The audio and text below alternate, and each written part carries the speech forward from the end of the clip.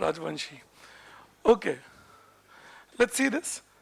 Uh, so yesterday we stopped having talked till the intragenerational equity part, and we'll begin from there. So again, as I told you yesterday, just recollecting, we will begin with a talk on what is intragenerational equity, and then what are the challenges to intragenerational equity, and then what can be the policies that we can make for intragenerational equity. Once we know these three things, then we will get into what are the steps taken by government to promote equity in India, intergenerational, intragenerational, all of that. All right, so we'll get into that. So you write a definition first, and we begin from there. You write, intragenerational equity is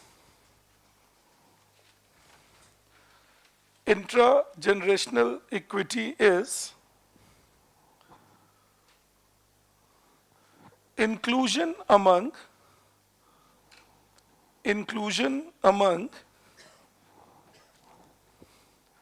people of same generation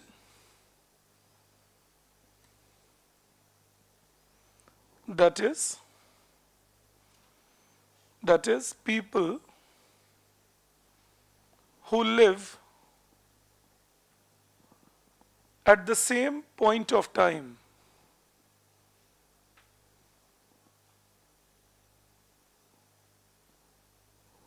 At the same point of time. Full stop. Then you write below that challenges of intragenerational equity.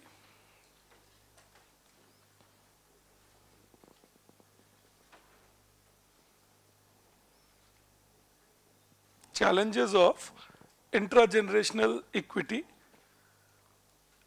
Then, when we talk about challenges of intragenerational equity, it works like this, that we are talking now about what are the factors that will create a problem in achieving intragenerational equity. All right, that is challenges of intragenerational equity. So you write first, lack of physical infrastructure development. Physical infrastructure development. We'll discuss this when I'm teaching you the solutions, but physical infrastructure mainly means electricity, transportation, and communication. All right, that is physical infrastructure. That whenever we talk about physical infrastructure, we are actually talking about electrification, transportation, and communication.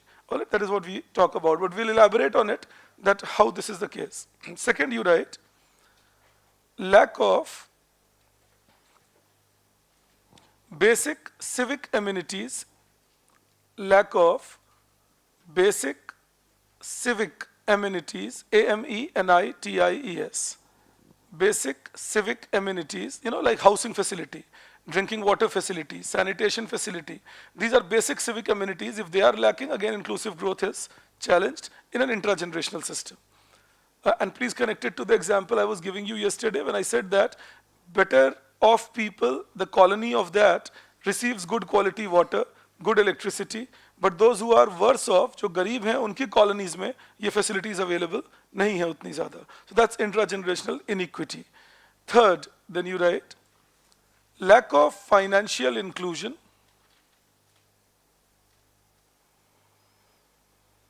Lack of financial inclusion.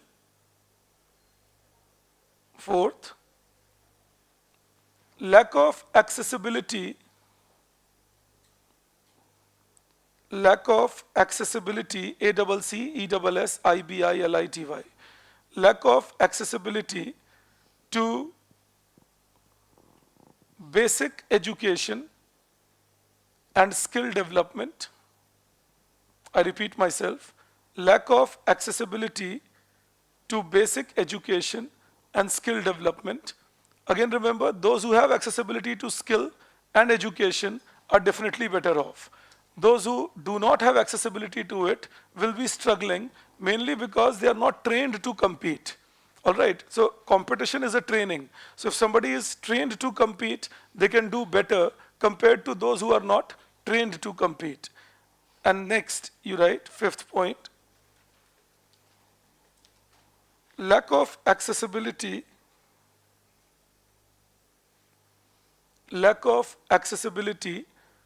to basic health care.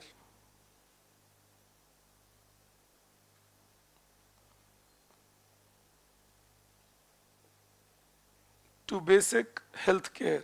So that's another challenge, that if people don't get good drinking water, sanitation, nutrition, accessibility to medical support, then again, just connected to what I've been telling you, imagine if there is a kid and the kid is undernutritioned, then say between the years 0 to 4, then if you are undernutritioned between the years 0 to 4, then the brain doesn't develop entirely.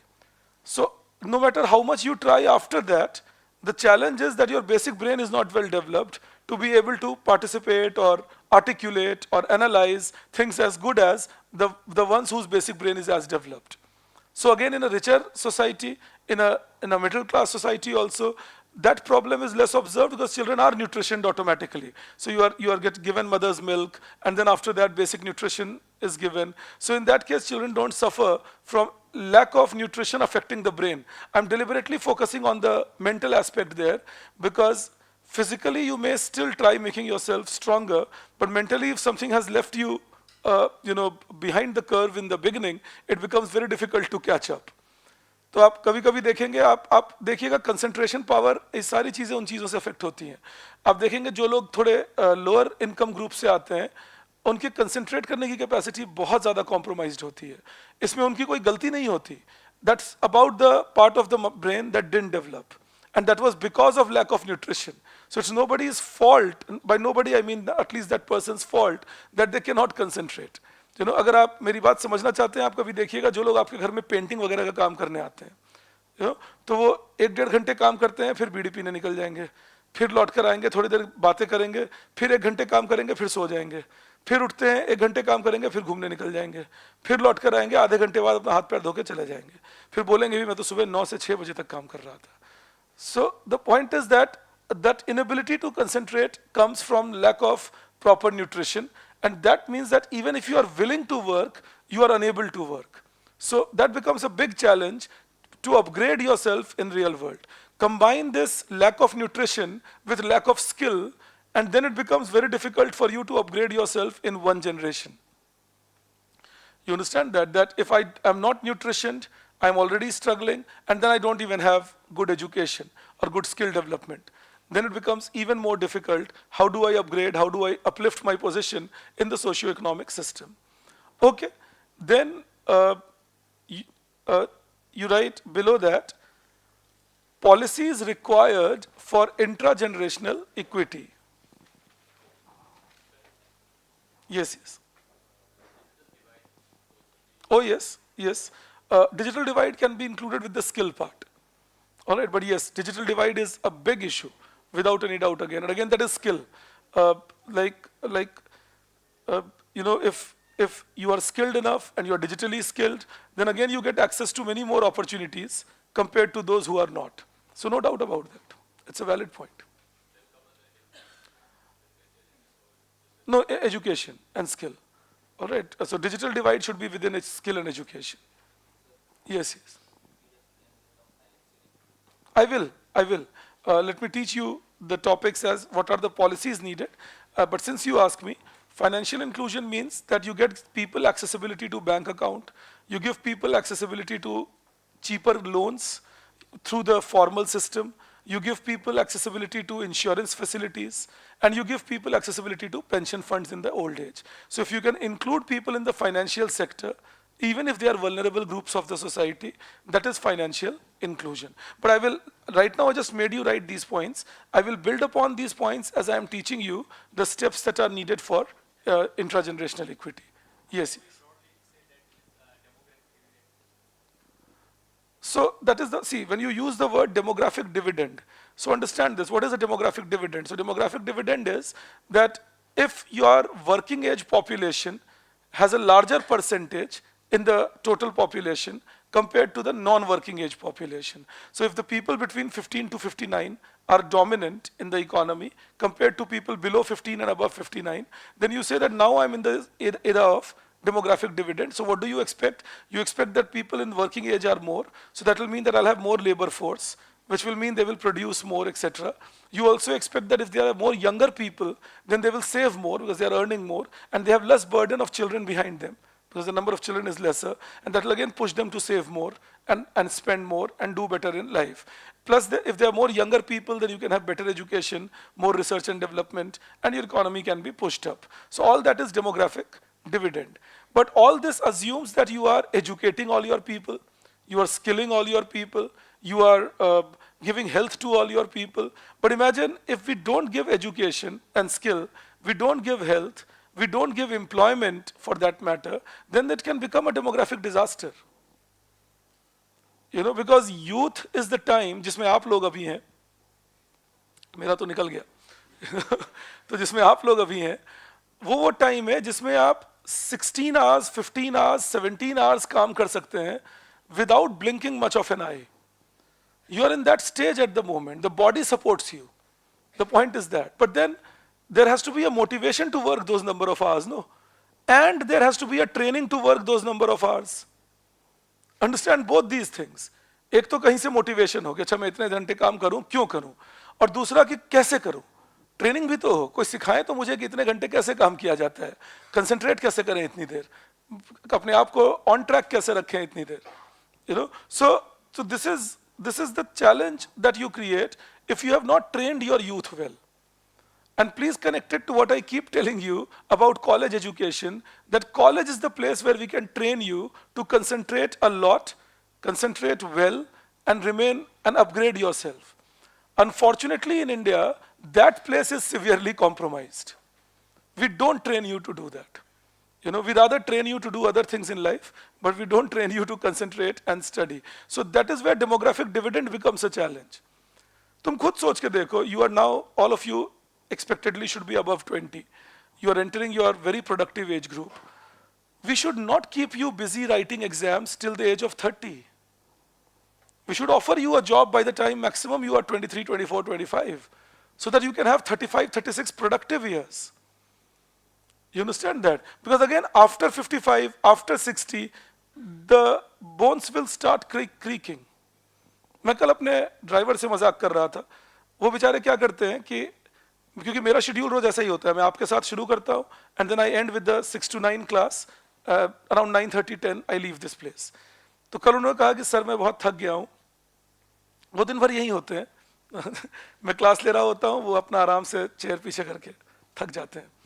तो उन्होंने कल कहा कि sir मैं बहुत थक गया हूँ, अगर मुझे एक दिन का सुबह का ब्रेक मिल जाए तो मैं थोड़ा रेस्ट कर लूँगा. तो मैंने उनको आज दे दिया वो सुबह का ब्रेक. मैंने कहा कोई बात नहीं, तुम ब्रेक ले लो, तुम दिन में मेरे पास आ जाना ऑफिस में. The point I am trying to make is, ये उनकी गलती नहीं है, ये माइंडसेट है कि जब आप खुद को लगातार फीड कर रहे हैं ना, मैं काम पे हूँ, अब तो मैं थक ही जाऊंगा, मैं काम पे हूँ. आप सोचिए जब आईपीएल में सुपर ओवर होता है तो कोई ये कहता है हे भगवान आधे घंटे और, ये पसंद नहीं आ रहा है मुझे सोना था यार 11:30 बजे, ये लोग सुपर ओवर खेल रहे हैं. उल्टा एक्साइटमेंट हो रही होती है ना, ये सुपर ओवर. लेकिन सोचो अगर किसी ने किसी दिन क्लास में कह दिया आज मैं आधा घंटा एक्स्ट्रा पढ़ाऊंगा, बिल्कुल 12 बज जाते हैं चेहरे के, ड्रूपिंग, यू नो, स्माइल, पढ़ा ही दो, अब तो हमारे साथ फंस गए, करें क्या जीवन में. What I'm telling you is this is mindset, that we keep putting so much pressure on our children to perform that whenever it comes to even remote chances of performance, the mind starts revolting against it. IPL देखकर कोई आपको ये नहीं कह रहा ना कि बेटा कल पूछूंगा किसने कितने ओवर फेंके, कितने रन दिए, कितने विकेट लिए, रात को रिवाइज करके सोना, 3 दिन बाद फिर टेस्ट होगा और उसके बेसिस पे डिसाइड करेंगे कि तुम सही आईपीएल देखने वाले हो या नहीं. तो माइंड फ्री है. और देखना जब माइंड फ्री है तो तुम आराम से याद कर लोगे उस मैच में इस बैट्समैन ने इतने रन मारे थे, बिकॉज माइंड ने फ्री होकर उसको एक्सेप्ट किया. यही चीज पढ़ाई के साथ करनी है. यू नो दैट अगर माइंड फ्री होकर एक्सेप्ट करने लगे कि अच्छा ठीक है ये बात कह रहे हैं, ये ऐसे चलता है, ये ऐसे होता है, लेकिन हमारा माइंड हमें फीड कर रहा है तुम पढ़ रहे हो, तुम पढ़ रहे हो, अभी काम कर रहे हो, जरूरी है, अरे कितना कंसंट्रेट करना पड़ रहा है, अरे मैं कितना ज्यादा काम कर रहा हूं. Then you are tiring yourself by thinking about it. So understand that's training. जो मैं कह रहा था ट्रेन कैसे करें कि 15 घंटे काम कर सकते हैं या 16 घंटे, क्योंकि I am 48 now, I will be 49 in another 5-6 months, but फिर भी आज भी मैं 14-15 घंटे तो टिका ही देता हूँ और 25 साल से कर रहा हूँ ऐसा. और फिर लोग मुझसे पूछते हैं आपकी पर्सनल लाइफ में क्या होता है. अच्छा होता है. I'm having a very decent family life because I know how to prioritize. हाँ, एक दो चीजों में काम नहीं वेस्ट करता, तुम्हें जानबूझ के बता रहा हूँ ताकि तुम भी अप्लाई कर सको. अननेसेसरी टॉकिंग नहीं करता मैं. I don't talk unnecessarily. Unnecessarily किसी को फोन करके हाँ भाई कैसे हो, ठीक चल रहा है, मैं भी ठीक हूँ. वो ठीक ही होंगे तभी फोन नहीं आ रहा, और मैं ठीक ही हूँ तभी नहीं कर रहा हूँ. If I need it I call up. 2 या 3 लोग आपके सर्कल में होंगे जो बहुत क्लोज हैं, पेरेंट्स होते हैं, सिबलिंग्स होते हैं, कुछ 1-2 अच्छे दोस्त होते हैं, उनसे आप हालचाल ले सकते हैं. बट जिन्होंने सोशल सर्कल बढ़ाया और 100 special people in my life और 40 special people in my life, तुम तो डूबो गई. तुम 3 घंटे अभी पढ़े, बाई चांस अगर तुम आधे घंटे किसी से गप करते हो नीचे, you talk to someone half an hour downstairs to release yourself, take that as release and leisure. No, घर जाके माइंड ये क्यों कहता है अच्छा अभी तो मैं कोचिंग से आया हूं, 8 से 11 की कोचिंग के बाद 11 से 11:30 गप मार के आया हूं. आधे घंटे का लेजर भी लिया मैंने साथ में. नहीं तो माइंड क्या सोचता है, मैं तो 8 से 11:30 पढ़ के आया हूं, अब मुझे आधे घंटे रेस्ट करना चाहिए. तो वहां क्या कर रहे थे? फिर वहां से निकलो 11 बजे, घर पहुंचो और आधे घंटे का rest low. It's basic efficiency of training here. तुम खुद को ट्रेन करो, देखो, और अपने आप मजा आते रहेगा. इसीलिए मत पढ़ो कि तुम्हारा होगा या नहीं. जब आप अभी तो शायद कम लगेगा, धीरे धीरे जैसे एग्जाम पास आएगा आपको डर लगना शुरू होता है. फियर किस बात का है? फियर है अगर मैं सक्सेसफुल नहीं हुआ तो वो सोचो ही मत कि सक्सेस होने के बाद क्या होगा. हम वो सोचने लगते हैं हाँ जब मैं आईएएस बन जाऊंगा, जब मैं एग्जाम क्वालिफाई कर जाऊंगा, ऐसे ही टॉपर स्टॉक में आऊंगा, मेरे पापा कितने खुश होंगे, मेरी मम्मी कितनी खुश होंगी, मैं कितना खुश होऊंगा, मेरा करियर सेट हो जाएगा. अब तुमने सक्सेस से इतना प्यार कर लिया कि तुम्हें फेलियर ने डराना शुरू कर दिया, तो पढ़ना कम कर दिए. उसकी जगह पे दिमाग में क्या रखो, मैं पढ़ रहा हूं, let's see, so far so good, but I'm enjoying all that I'm getting to know. I didn't know all this geography, this economics, this polity, in spite of having been a graduate till my life. तो सोचो मैं बाकी graduate से तो ज़्यादा talented हूँ, and I'm only 21, 22, 23. I'll do something great in my life surely, but right now this is in front of me. Let's maximize it. So once you know the mind changes, and believe me, it's all training. कोई mother और father के upbringing से लगातार ये सीख के नहीं आते, ट्रेन करते हैं खुद के माइंड को कि मैं कैसे काम करूंगा, बिना थके हुए काम करूंगा. तो जैसे आप ये सिखा देंगे लोगों को ज्यादा, you will see productivity is rising, and as you see productivity is rising, you will see income levels, living standards, they start improving. That is the basic idea of it. That is the bottom line, that is the basic idea of it that we put for ourselves. ऐसे ही जब जिस तुम्हें पढ़ने के बारे में बोल रहा हूँ, एक एटीट्यूडनल चेंज करना, देखना तुम्हें मजा आना शुरू होगा. एक पूरा दिन निकल गया, रात के 11 बज गए, अरे आज तो मेरा डे वेस्ट हो गया. क्या खुद को कोसोगे भी, 4-5 गुस्सा भी करोगे, सब नाटकबाजी है. कोई डे वेस्ट नहीं हुआ है तुम्हारा. 11 बजे है ना, किताब उठाओ, 3 बजे तक पढ़ो, अलार्म लगा के सो, 7 बजे उठो, 8 से 11 क्लास करो, घर जाके सो जाओ 3 घंटे और. 7 घंटे की नींद भी हो गई और डे वेस्ट नहीं होने दिया तुमने पिछले वाला. 4 घंटे पढ़ लिए.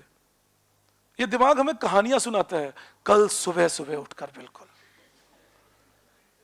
इनसिंसियरिटी ऑफ शेड्यूल पता है क्या होता है? वो कल से बनता है. Tomorrow I will study this much.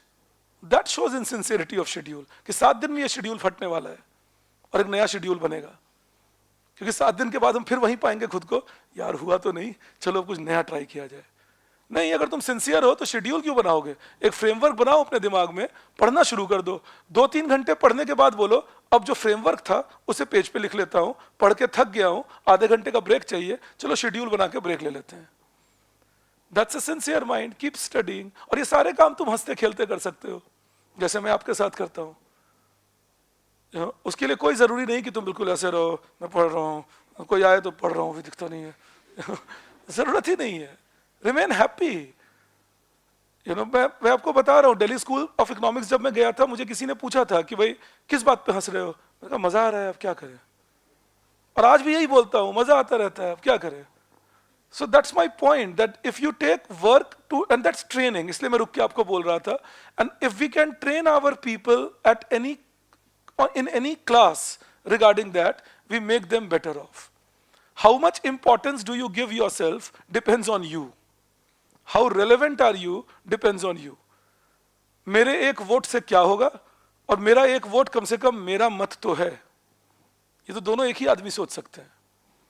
You know? So understand it like that. That what one can do and what one cannot do is what one decides. So just when we think like that, that's training or education. Anyways, I'll build you up. But हाँ, इसके लिए एक और बात जरूरी होती है. Along with willingness, there has to be capability. Willingness can be there, that everybody can be willing to do things. But is everybody capable to do it is also a big question mark. And that question mark has to be removed. That is also important. Okay. Now, when we talk about what are the steps that can be taken or policy that can be taken to promote inclusive growth or intragenerational equity, जो challenges हमने लिखे, उन्हीं के steps लिखेंगे. All right, so you write the first one in that. Development of physical infrastructure.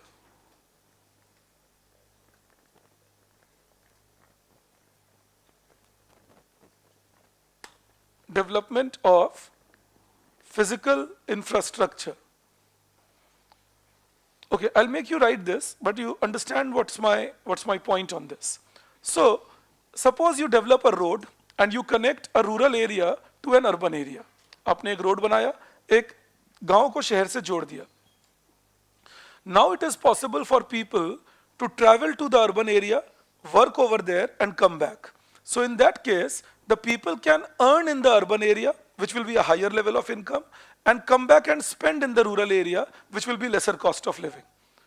तो अगर मेरे खर्चे कम हो और इनकम ज्यादा हो, मेरी स्टैंडर्ड ऑफ लिविंग बढ़ने लग सकती है.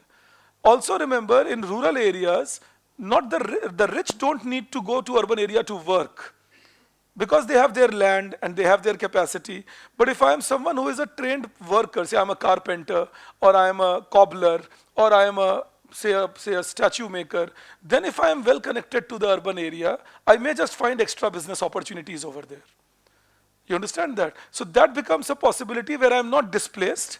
Otherwise, people are displaced to go from one place to another, and that displacement has its own cost.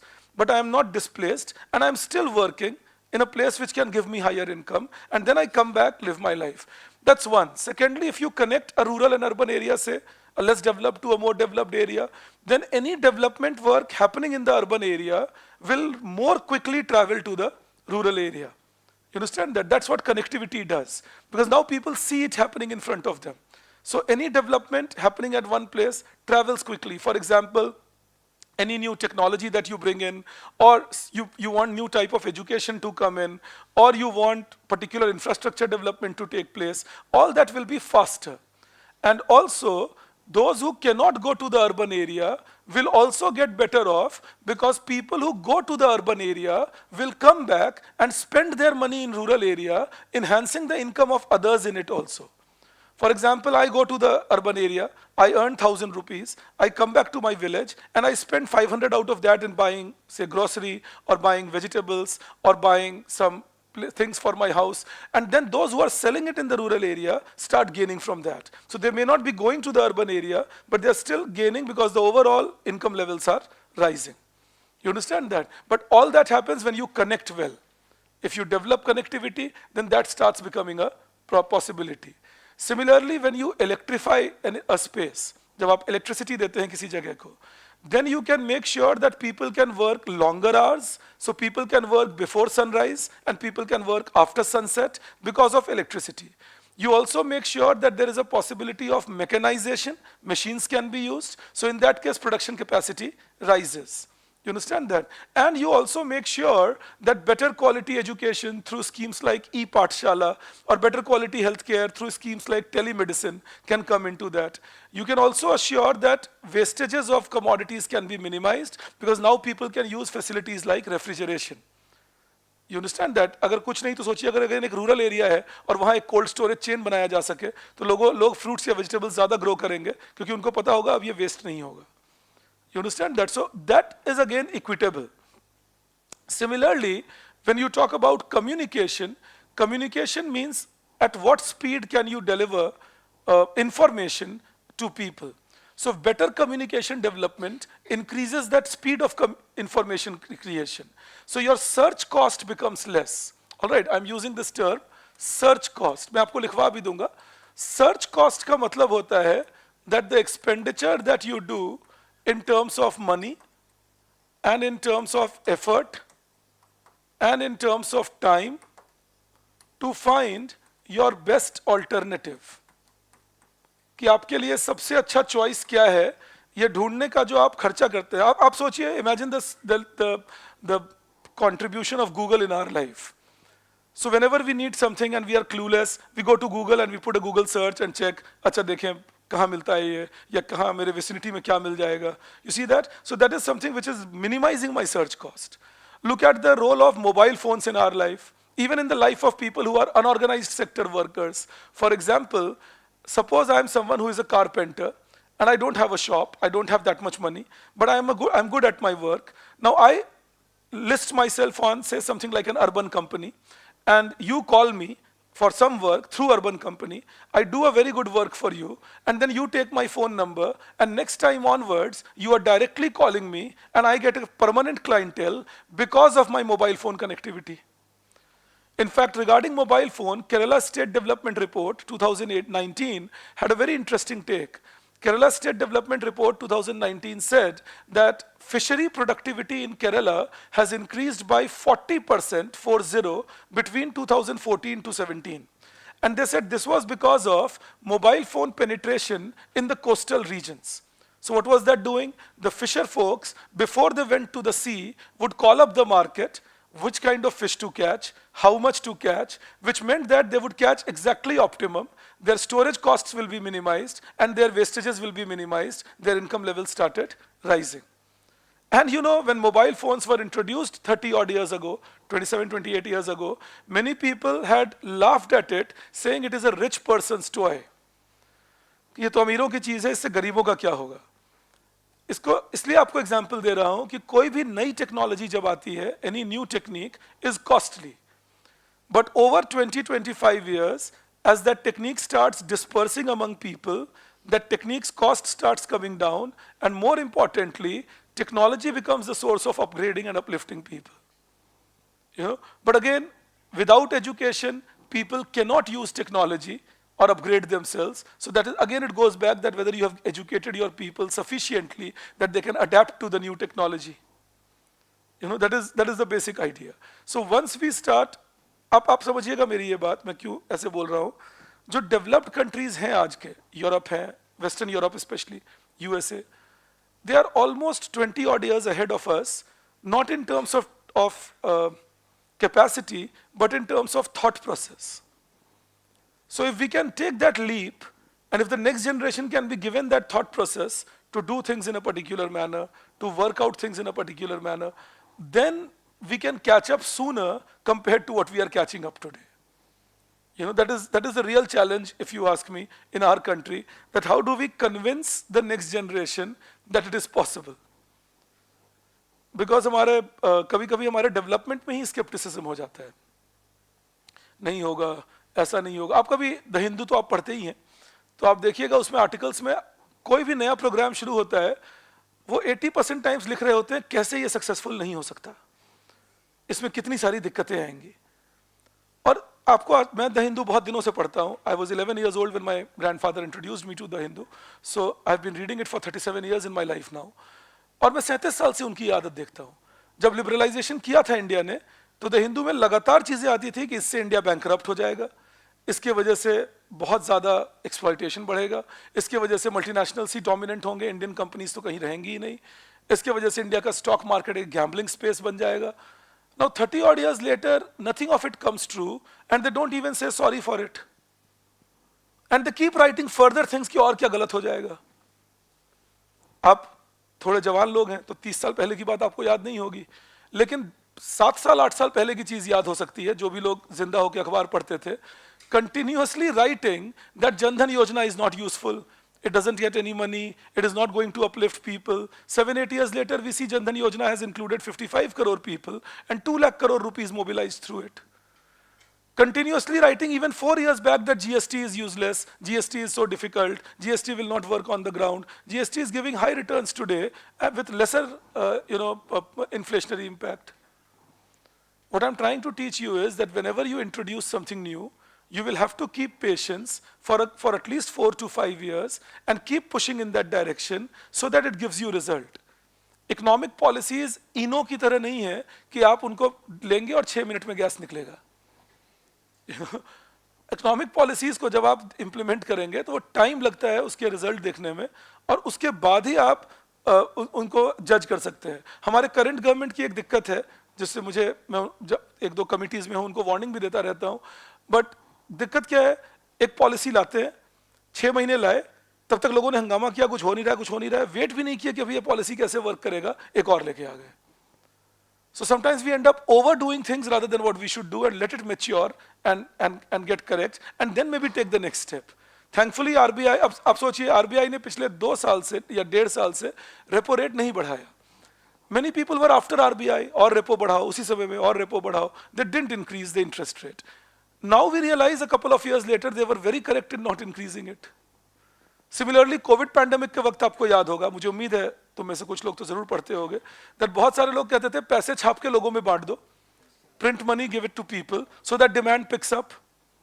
Now imagine if we had done that, what would have happened to inflation the way it kicked up after Covid pandemic. So people will suggest all sorts of things. You have to take the wisdom call that okay, what is worthy for me, what should I do. So when you look for inclusiveness, again I repeat, you will have to take steps which empower people, but empowerment happens over a long period.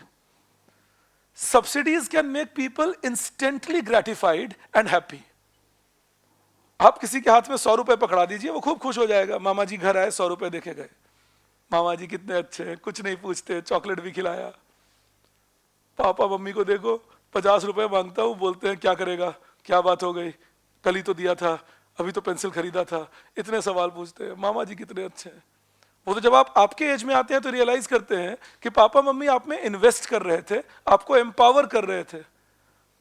Your school fee, your uniform, your food, good nutrition, looking up after you, that is investing in you. But that is after 10-15 years you realize, look, I am upgraded today and better off than many others around me because my parents invested in me. Then we start feeling gratitude towards them. कह रहे तो भले लोग हैं भाई. अब देखिएगा, आपकी एज में आते आते वो फीलिंग आनी शुरू होती है तो आप उल्टा बिहेवियर भी दिखाते हैं उसके बाद. अब आपको पैसे की जरूरत होती है तो भी उनसे नहीं मांग रहे होते. That you know that I need money, वो उल्टा कहते हैं और भेज दूं, अरे नहीं अभी है चल जाएगा. You don't want to put pressure on them क्योंकि आप समझ गए हैं कि नहीं भाई ये पहले ही बहुत करते हैं, अभी और नहीं इनके ऊपर डालना है. Please understand that. But then when you have realized they have invested in you. नहीं तो सोचिए जब हम बच्चे होते हैं क्या बोलते हैं, ये चॉकलेट खरीद दो, बेटा आज नहीं चॉकलेट कल ही खाया था, तुम बहुत ही बेकार हो. Understand that. So this is about, now why do I give a parent-child relation example? Because a government-citizen example is similar. Government has to behave like a parent to the citizen who will be the children. So the government will have to invest in the citizens and not have to keep them short-term pleased by doing charity. Authority का ये relation ही होता है जिनके लिए आपको काम करना है. इसीलिए आपसे ये कह रहा था. So if we can invest, so physical infrastructure is that investment. मैं एक अगला पॉइंट भी आपको समझा देता हूं, फिर दोनों एक साथ लिखवा दूंगा क्योंकि दोनों कनेक्टेड हैं. And with physical infrastructure, give good civic amenities. If we can give our people good drinking water, house to live in, sanitation facility, drainage facility, we are saving them from falling ill frequently. We are giving them the security of a house. We are making sure that they are nutritioned better by the support we are giving them. So good civic amenities and good infrastructure is the physical way of assuring that there is good standard of living by reducing the cost of living.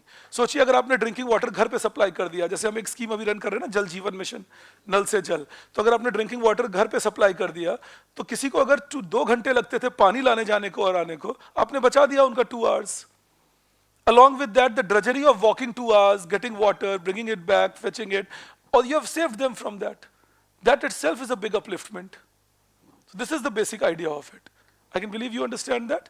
Okay, let's write it down then. So you put it down.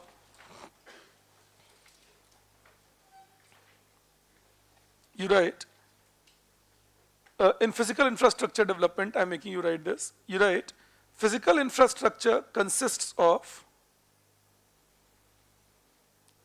physical infrastructure consists of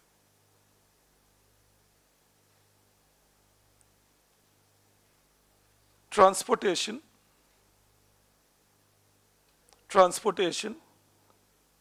comma, power sector development, power sector development, power sector is electricity, power sector development and communication,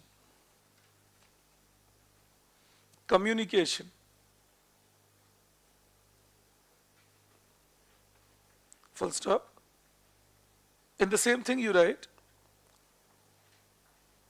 if transportation benefits are provided, if transportation benefits are provided, for example, a road connecting rural to urban area, a road connecting rural to urban area, then it creates more employment opportunities. It creates more employment opportunities, comma,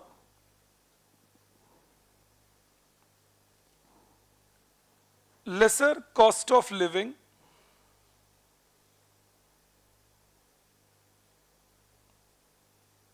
with higher earning opportunity, lesser cost of living with higher earning opportunity. What does that mean? I can live in the village and I can earn in the city. All right. And faster transmission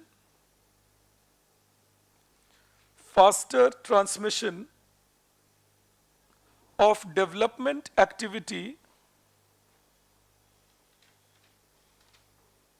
faster transmission of development activity in developed region,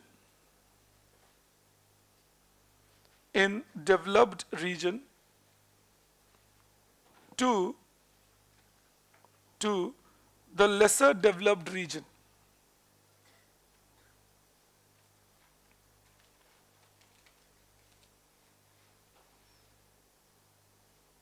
Full stop. It creates more scope. It creates more scope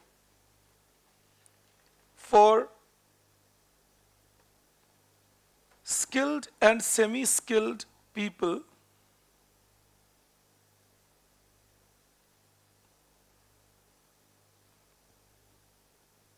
who can travel faster,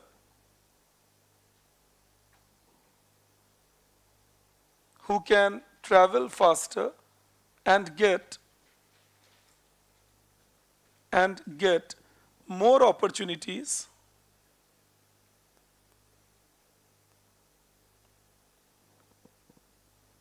in the developed region.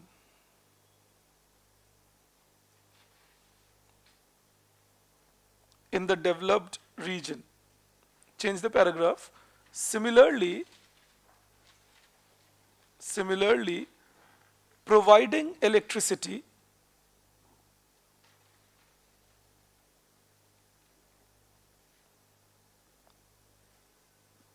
allows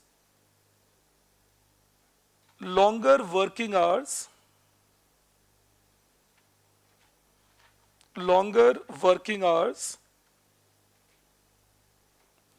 as people can work without sunlight,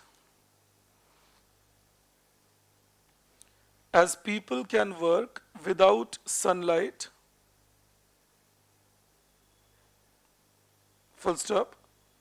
It also results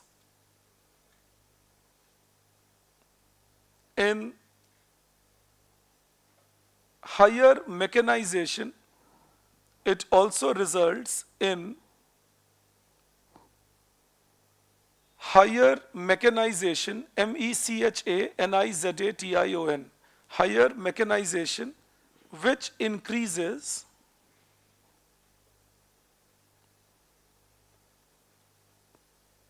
productivity. Productivity is capacity to produce, which increases productivity, and productivity is capacity to produce. उत्पादकता को productivity कहते हैं. So which also increases productivity. Full stop. Electrification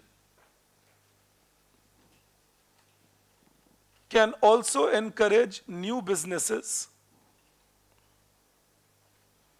can also encourage new businesses like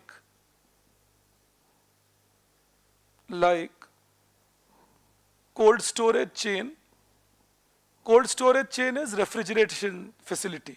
Cold storage chain, comma, small scale industries,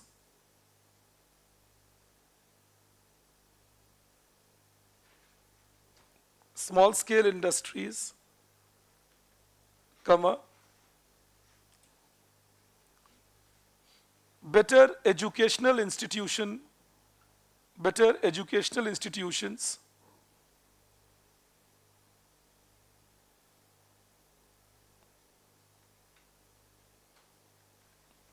and facility to better health care,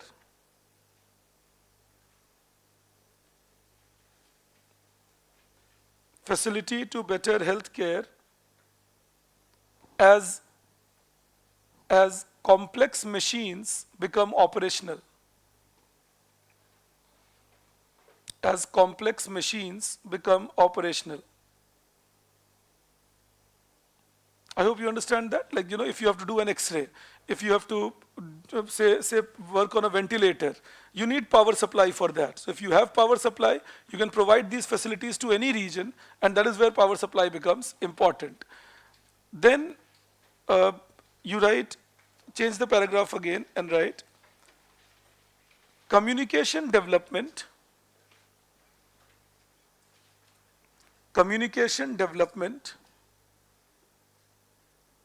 promotes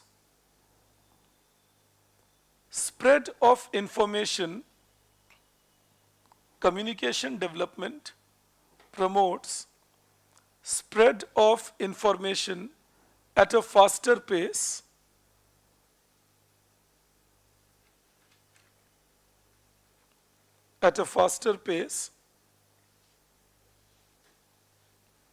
which leads to reduction of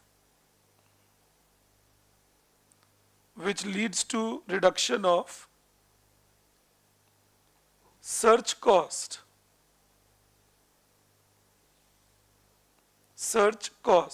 In a bracket you write cost of money,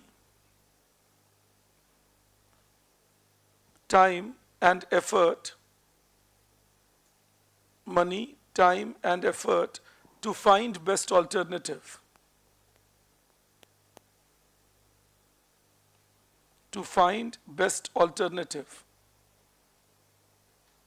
Close the bracket.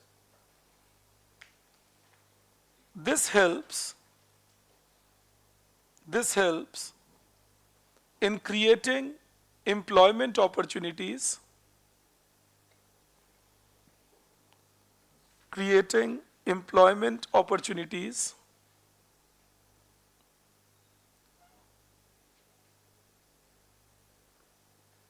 comma, providing better education. In a bracket you can write e-Pathshala. That's a scheme Government of India runs that is called Electronic Pathshala, and people can log into that, study and connect to even various courses online. So e-Pathshala, close the bracket, comma, better health care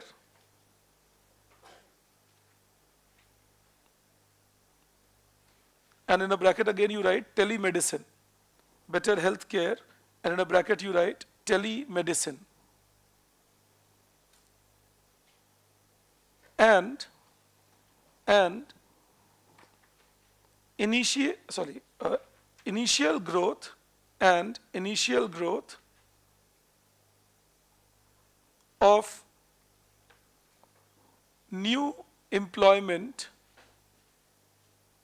activities.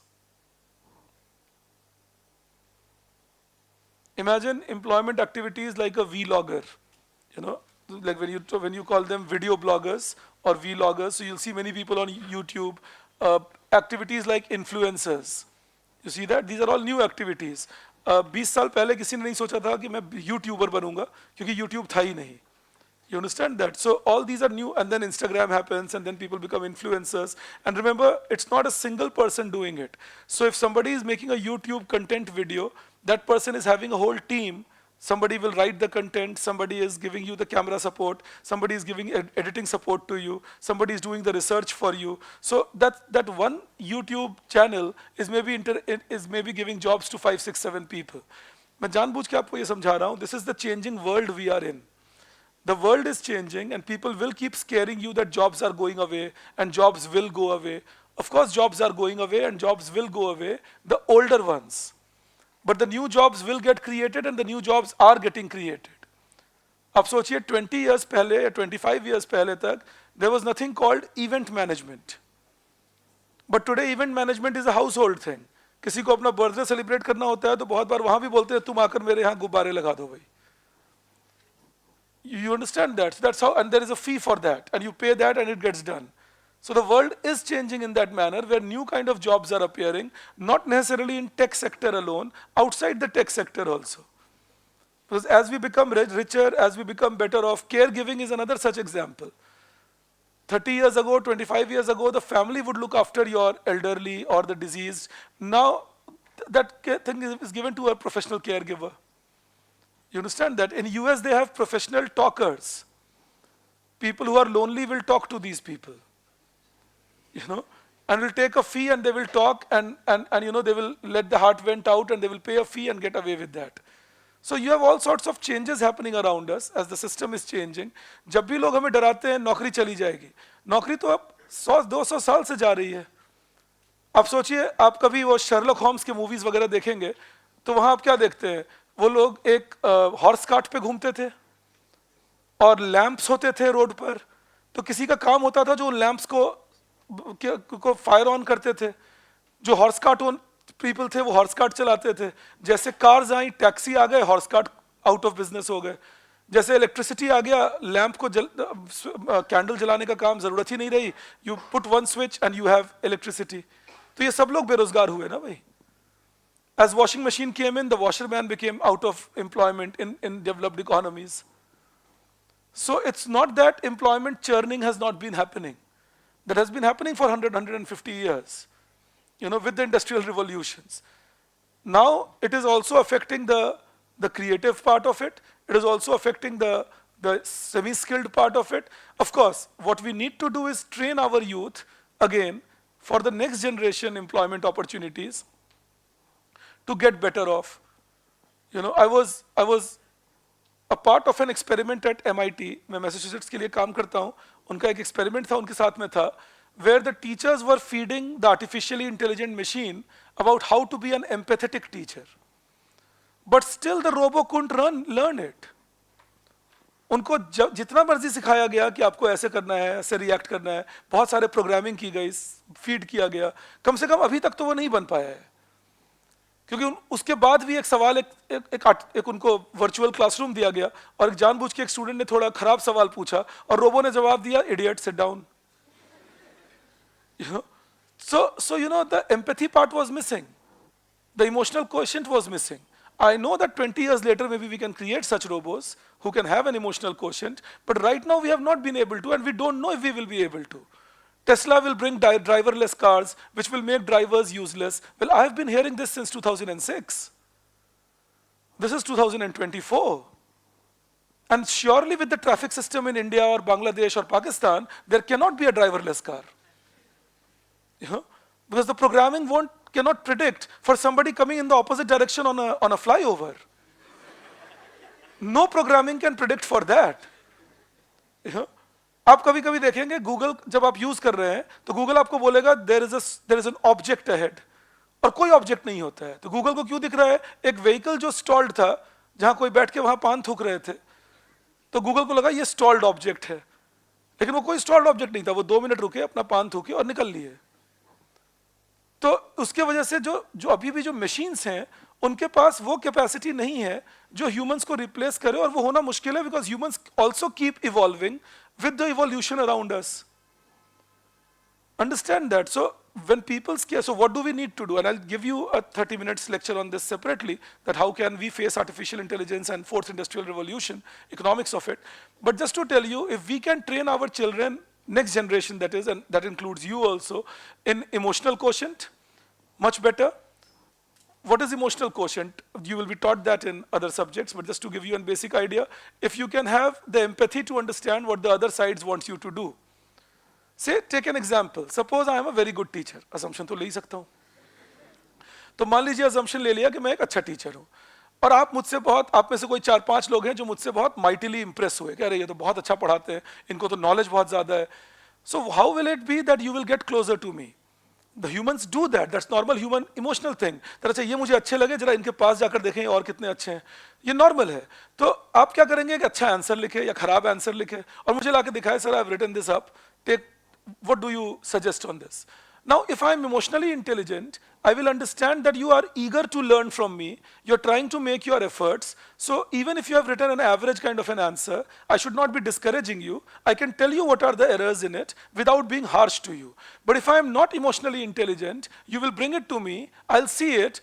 Did I ask you to write it? No, sir. Why did you write it then? What rubbish have you written? That is why I ask you not to write it. It is too premature. ये बहुत early है. क्या लिख के करोगे तुम? तुम्हें IAS बनना है ना? या क्या जरूरत है ये सब करने की?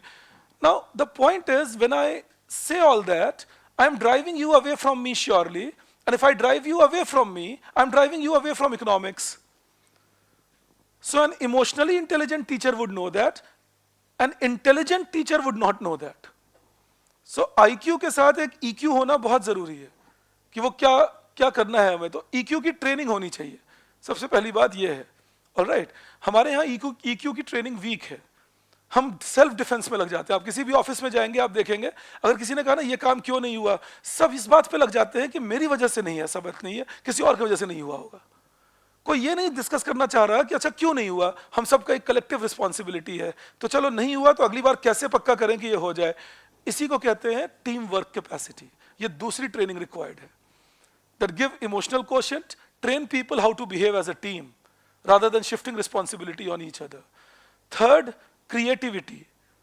अगर हम आपको ऐसे भी रटवा के बड़ा करेंगे तो तुम अपना क्या क्रिएट कर रहे हो. तुम सोचो तुम टॉपर्स की कॉपी देख के डिसाइड करोगे कि तुम्हारा आंसर कैसा होना चाहिए. चाइनीज कहीं के यही तो चाइनीज भी करते हैं. अमेरिकन इन्वेंट करते हैं, चाइनीज कॉपी करते हैं. इसीलिए चाइनीज अमेरिका को बीट नहीं कर पा रहे. आप टॉपर्स की कॉपी रेफरेंस के लिए देख सकते हैं कि इन्होंने कुछ एक्स्ट्रा डाला या नहीं, पर उनकी राइटिंग स्टाइल तुम क्यों लिखो. Your writing style should be yours. You are also well educated. So why should you copy somebody else's writing style? You can take the input from there. अच्छा ये एक्स्ट्रा बात इन्होंने लिखी जो शायद मुझे स्ट्राइक नहीं कर रहा था, लेकिन ठीक है मैं अपने तरीके से लिखूंगा. So creativity is very important. And then analytical ability, the articulation ability is very important. Not listening and doing things as it is, but able to articulate and analyze that okay, what are the implications of it? Can that be true? अभी मैं एक article पढ़ा था, ये world economic world inequality lab ने लिखा. उन्होंने कहा 64% of GST is paid by the bottom 50% of population in India. अब ये सुनकर आप बड़ा एक्साइटेड हो गए, अच्छा इतनी गरीबी है, फिर बॉटम 50% पे 64% of GST. Imagine the maths of it. They were taking the year 2022-23. That year the GST collected by the central government was around 9 lakh crore rupees, 10 lakh crore rupees. Assuming that the average rate of GST is 14%, which it is, 10 lakh crore rupees GST collected means commodity sold should be 70 lakh crore rupees. तभी तो 14% होगा, 70 लाख करोड़ का 14%, 10 लाख करोड़. तो अगर मैंने 10 lakh crore rupees GST दिया है तो 70 लाख करोड़ रुपीस खर्च किया होगा. ठीक है, बॉटम 50% ऑफ इंडिया की बात हो रही है, तो 70 crore people, 1 lakh per capita must have been the expenditure only on those products on which GST has to be paid. जबकि गरीब लोग ऐसे बहुत चीजों पे खर्च करते हैं जिस पे जीएसटी नहीं पे करना होता. पर अगर मैं मान लूं कि ये सच है and we are spending only on those products on which GST has to be paid, still 1 lakh rupees per capita, right? And the same report says that the bottom 50% in India earns 42,000 rupees per annum. And they showed no indebtedness of the poor at 58,000 per annum. क्योंकि अगर मैं 42,000 कमाता हूं और 1 लाख का सामान खरीद रहा हूं तो 58,000 का लोन लेना चाहिए मुझे. तो जब आप आर्टिकुलेट करना सीखते हैं, एनालाइज करना सीखते हैं, तो ऐसे होल्स पंच करते हैं कि तुम्हारी एनालिसिस घटिया है भाई, पढ़ो लिखो ठीक से जाके. That is my point two you. You know that ये एनालिटिकल टेंडेंसी है. ऐसा थोड़ी है कि मैं हमेशा सीख कर आया था. ये किसी ने सिखाया मुझे जब मैं अपनी पढ़ाई कर रहा था. ऐसे देखो चीजों को. Do not believe in what you read. Try analyzing that, okay, what's given to me, can that be correct? So once I start training my children in that, next generation, again I repeat, that if I can train them in emotional quotient, creativity, analytical ability, teamwork, and finally, leadership quality. Who is a good leader? Who is willing to take the blame? Who goes first when the team has lost? And who is on the sidelines if the team has won? इसीलिए MS Dhoni को big leader बोलते हैं ना. क्योंकि आप देखिए जब कोई कप उठाना होता है तो वो साइड में खड़े होते हैं. जो यंगेस्ट मेंबर ऑफ टीम है वो कप उठा रहे हैं, बट टीम हार जाती है तो वो जाके खड़े हो जाते हैं. वो कहते हैं ठीक है मैं बात करूंगा क्यों हार गए. लीडरशिप का स्किल है ये. Then your team believes you. So train people in leadership. Again these are all based on how you. This is not congenital. ये नहीं है कि ये लोग सीख कर आते हैं मदर के वूम से. It has to be taught. So once you develop these non cognitive abilities and train people in that, they will be able to understand things better. हमारे एजुकेशन सिस्टम में आपको पोएट्री क्यों पढ़ाई जाती थी सोचिए बचपन में. इसलिए थोड़ा ही कि तुम वो पोएट्री रटो, उगलो, रेफरेंस टू द कॉन्टेक्स्ट में लिखो और उसके बदले थप्पड़ वप्पड़ खाओ बचपन में कि तुम्हें पोएट्री क्यों नहीं याद है. उसके लिए नहीं सिखाई जाती थी. Poetry was to teach you human emotions. That what is the poet saying about a human thinking in this. But we changed all that, so the emotional quotient training which was inbuilt, gone. हम literature भी रटवा देते हैं आपको. ये question आएगा तुम रट लो, ये रेफरेंस टू द कॉन्टेक्स्ट आएंगे रट लो. तो हम वैसे पढ़ने लग जाते हैं rather than appreciating the literature we are reading. So many of us are intelligent but not emotionally intelligent to understand what's up. And similarly essay writing था कि आपकी क्रिएटिविटी बढ़े. घटिया लिखो, अच्छा लिखो. आपको याद होगा बचपन में ड्राइंग करवाते थे हमें. क्रिएटिविटी के तरीके हैं ये कि तुम अपना क्रिएट करो कुछ भी. So we have an education system which has the inputs, but unfortunately because of our obsession with marks and good score, we have forgotten the whole idea of why we are being taught that. What has to be done? Problem solution तो सिखाने का तरीका था ना maths. लेकिन maths कब होगा problem solution सिखाने का आपको तरीका? जब आप आंसर देखे बिना क्वेश्चन सॉल्व करने के लिए कम से कम आधे घंटे बैठो. अब सोचिए हमारी ट्रेनिंग क्या होती है. Book like R D. Sharma, R S. Agarwal with all question solved, then we sit nicely. और हम मैथ्स भी लिखते नहीं पढ़ते हैं. तो यहां तक रजाई होती है, ऐसे टांग पे टांग होता है, एसी चल रहा है, आराम से बैठे हैं, मैथ्स पढ़ रहे हैं. सॉल्व भी कैसे कर रहे हैं? सॉल्व किया, अच्छा ये क्वेश्चन कैसे होगा, 1 minute, 1.5 minute, क्या आंसर है, अच्छा ये, हाँ ये तो ऐसे ही सॉल्व होगा. Where are you thinking then? Then your thinking ability gets compromised, no? Because somebody else thought for you, you copied it and told yourself, okay, now I have understood. You have not. You've just understood the way it will be solved without your mind working for a solution. Understand it like that. And believe me, I did this experiment with my children. मेरे wife थोड़ा परेशान भी रहते थे. मैं उनको बोलता भी था कोई बात नहीं, हल्क हो जाएंगे बड़े होकर. But with my elder son, I did it. My younger son was convinced by my elder son that I would give him a piece of maths, notes. 4-5 questions देता था उनको, बोलता था solve करो, और जब तक ये solve नहीं करोगे हम दोनों इस रूम में हैं. So I would also open up my newspaper, I'm reading, and this fellow will be solving. वही होता था, 2 मिनट 3 मिनट के बाद आंसर क्या है मुझे नहीं पता, तू सॉल्व करके ला फिर मैं बताता हूँ। तो वो पहले खूब सारी बातें मुझे सुनाते थे, तू तो चाहता ही है मैं खेलने ना जाऊँ, मैं यहीं बैठा रहूँ, तेरी तरह ही बन जाऊँ। I would just keep myself closed, keep reading. But gradually he started realizing that okay, this way his problem solving ability is rising. And then when it came to his younger brother, 4 साल छोटे हैं उनसे, तो जब मैंने उनके साथ ये एक्सपेरिमेंट किया, उनके यंगर ब्रदर चिल्लाना शुरू किया, तो इन्होंने जाके कन्विंस किया नहीं कर ले, इससे फायदा होता है।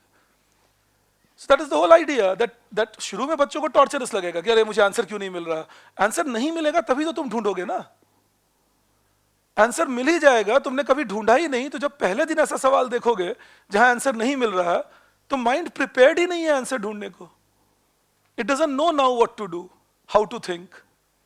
So that is all human training. If we can do that, I again repeat, then whether it is designing, computer aided or otherwise, whether it is creative writing, whether it is art and culture, whether it is scientific innovations, then we become the leaders of it. Because new thinking people become the leaders. Conformists are never the leaders. Eastern societies की ये बहुत बड़ी दिक्कत है। हम लोग एक conformist society में अपने बच्चों को डेवलप करते हैं, जहां लगातार अपने बच्चों को बोलते हैं जब मैं तेरी उम्र का था तो ऐसा करता था। करते हो गए, तुम 30 साल पहले थे भाई। अब समझिए ये बात। कल मेरे बेटे का बोर्ड रिजल्ट आया, उसने मुझसे पूछा तुम्हारे कितने नंबर आए थे। मैं उसको कोई प्रेशर में नहीं डालना चाहता था, बिकॉज मैं अपने स्टेट का टॉपर था सीबीएसई का बोर्ड में। तो मैंने उनको बोला तुमसे मतलब So he asked me, how much did you score? I said, तुमसे मतलब? तुम्हें क्या मतलब है? मैं फेल हो गया था बोर्ड में। तेरे अच्छे नंबर आ गए ना, चल कर। What do you have to do with my marks? I have made my career now.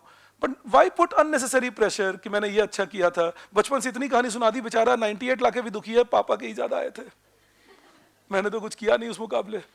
जरूरत ही नहीं है। That's a conformist society. Live the way I lived. No, you live the way you want to live.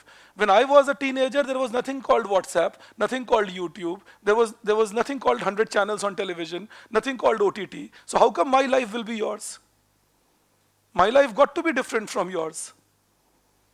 So if I force you to live my life, I'm pushing you 30 years behind the curve.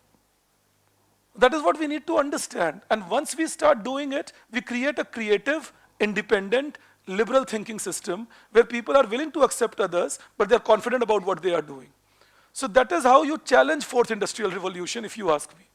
Chat GPT के answers perfect नहीं होते, लेकिन chat GPT को कैसे use करना है अगर तुम अपनी क्रिएटिविटी से सीख गए, तो वहां से तुम अपने मतलब की चीजें निकाल सकते हो।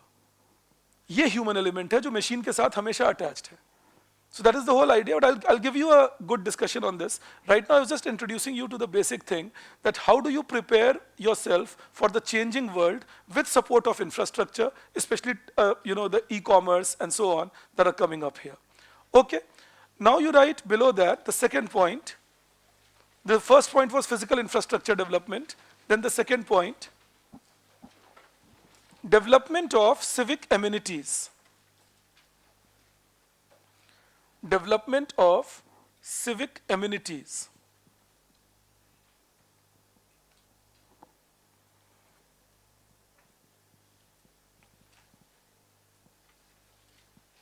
Okay, you put a dash and write civic amenities. Civic amenities include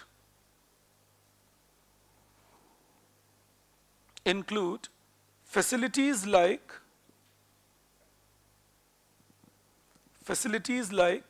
clean drinking water,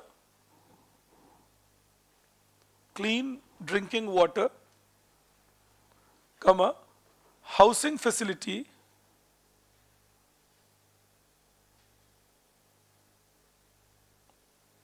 housing facilities, comma, sanitation facility,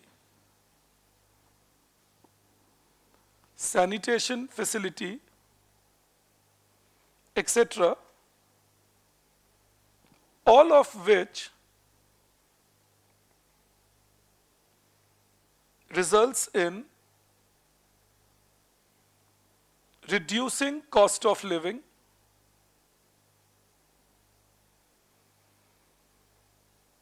by improving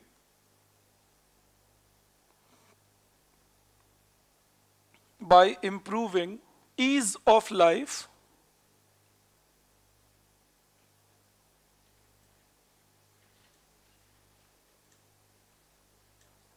and contributes to higher standard of living, contributes to higher standard of living. Good morning, all of you who join me now, Pallavi, Sahil, and Aman. There's a statement. One of your friend is from Kerala, so he says that now the mandi from where we buy fish, they upload photos of the fish along with the price, and that becomes even more helpful. So that is again how the e-commerce works out. That everything is happening online, everything is happening through phones. Again remember, so real estate will take a beating in future. आगे चलकर अगर मुझे shops की जगह store house की सिर्फ जरूरत रहेगी तो शॉप्स की रिक्वायरमेंट आप देखिए आपने कभी पढ़ा होगा हिंदू भी इसके ऊपर करते हैं आर्टिकल एक टर्म यूज होता है ghost malls you see so why do we have so many ghost malls because the price of real estate is high and that means the shops are very costly if you take them in the malls so people rather than taking shops in the mall rather believe in taking storehouses and approaching their consumers online or through other methods and so on so that is the changing world we are in again I repeat that once we are in that changing world we need to see how to adapt to those changes and not invest in the earlier great things that we used to believe they are. That is the aspect. Okay, then you take it further, you write the third point, promoting financial inclusion. अच्छा आगे बढ़ने से पहले एक बात आपको बताता हूँ. In 2021, UPSC GS paper 3 had asked a question that show that infrastructure development does not only create efficiency but also inclusion. All right, that is what they were asking, that infrastructure development does not only create efficiency, but also inclusion. How infrastructure creates efficiency, I will be teaching you that when I'm teaching you infrastructure later, but I can give you a hint. Imagine if you have good road development, the transportation costs are low, and the business can be more profitable. If you have good road development, tourism can happen much better and you can get better economic growth. If there is good electrification, then you can put more machines and production capacities can rise for everyone. Large scale industries can be established. If you have better communication, then markets can coordinate themselves much better. So infrastructure develops efficiency. No doubt about that, increases our capacity to produce. But how infrastructure creates inclusion is what I was making you write in the 100 words that I made you write. You see that about communication, transportation, electrification. So in case they ask you a question that how does infrastructure growth lead to inclusive growth? This is the answer you will write, that what is infrastructure and then how does it create inclusive growth. So that is why I was giving you this 150 words and include civic amenities also along with that. I hope I have clarified myself. Okay, then you write below that, so we write about promoting financial inclusion. So you write a line and then we'll go ahead. You write, financial inclusion implies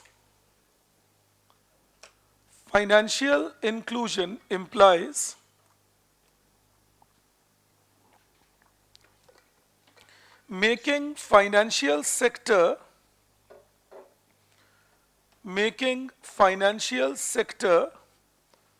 accessible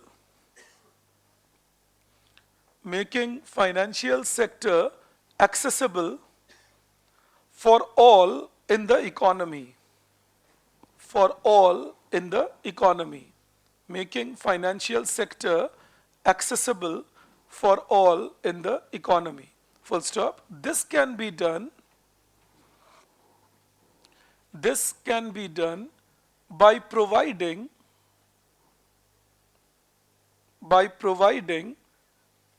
banking inclusion, and underline banking inclusion,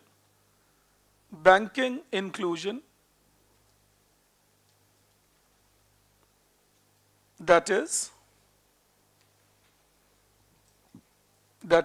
giving accessibility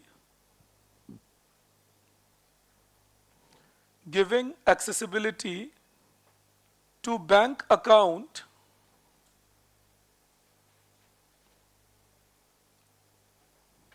to all individuals, to all individuals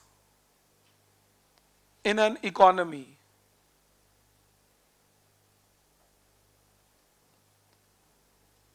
This results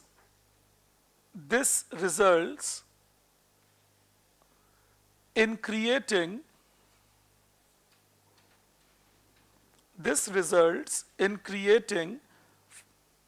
a financial identity, a financial identity. Now think, what does that mean? When we use the word financial identity, you are recognized as a valid individual by the financial system if you have a bank account. In what sense? Think, if I have to give a loan to you, then where will I transfer the loan? To your bank account. If I have to give a subsidy to you, where do I transfer that subsidy? To your bank account. So once you have a bank account, it's kind of financial system acknowledging that, okay, you are an existing individual, validly present, and any help, etc., can be given to you via this bank account. मैं मान सकता हूँ आप मेरी बात समझ रहे हैं कि अगर आपके पास बैंक अकाउंट है तो आपको एक वैलिड इंडिविजुअल की तरह ट्रीट किया जाएगा, समझा गया कि अच्छा आप सच में एग्जिस्ट करते हैं फाइनेंशियल सिस्टम की तरफ से. अगर बैंक अकाउंट नहीं है तो आपकी existence in the financial system starts getting questionable. Okay, in the same thing you right,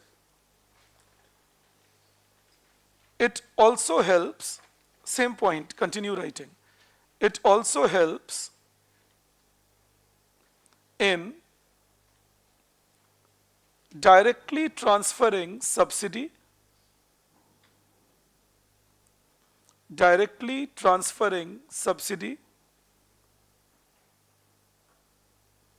and even getting loans more easily,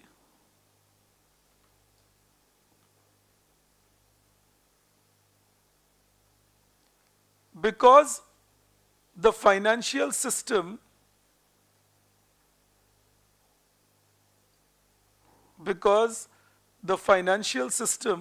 recognizes the individual.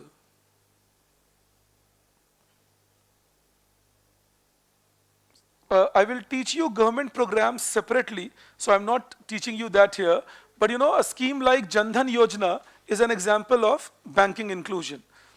Change the paragraph and write, it is also achieved, it here is financial inclusion. All right. So it is also achieved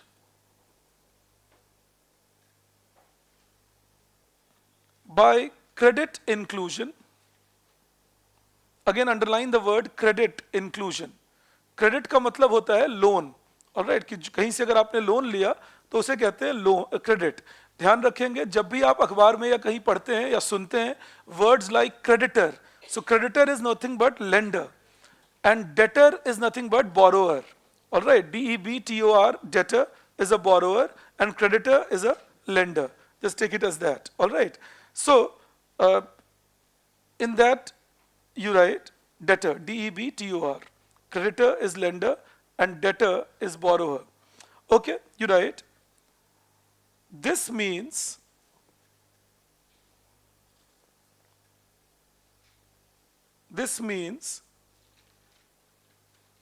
creating possibility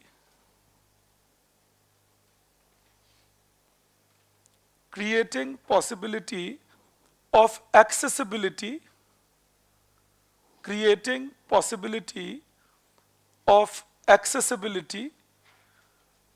to formal loans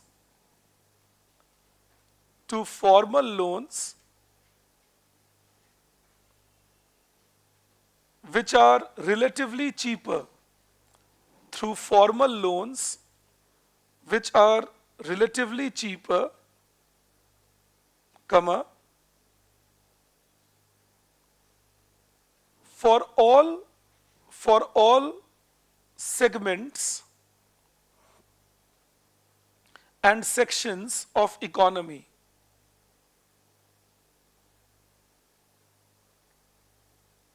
Full stop. It reduces their dependence it reduces their dependence on money lenders. It reduces their dependence on money lenders, which reduces cost of business,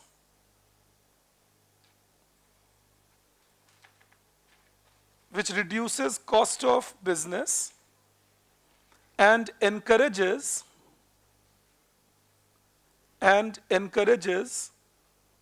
more people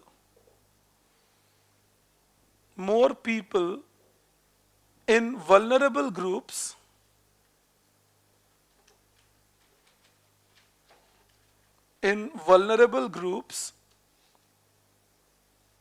like small farmers,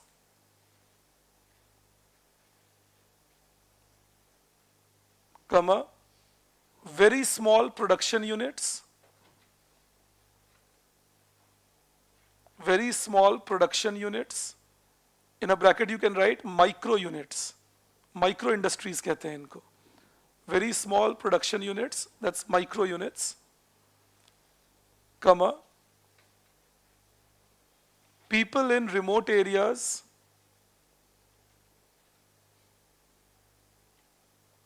etc., to aspire to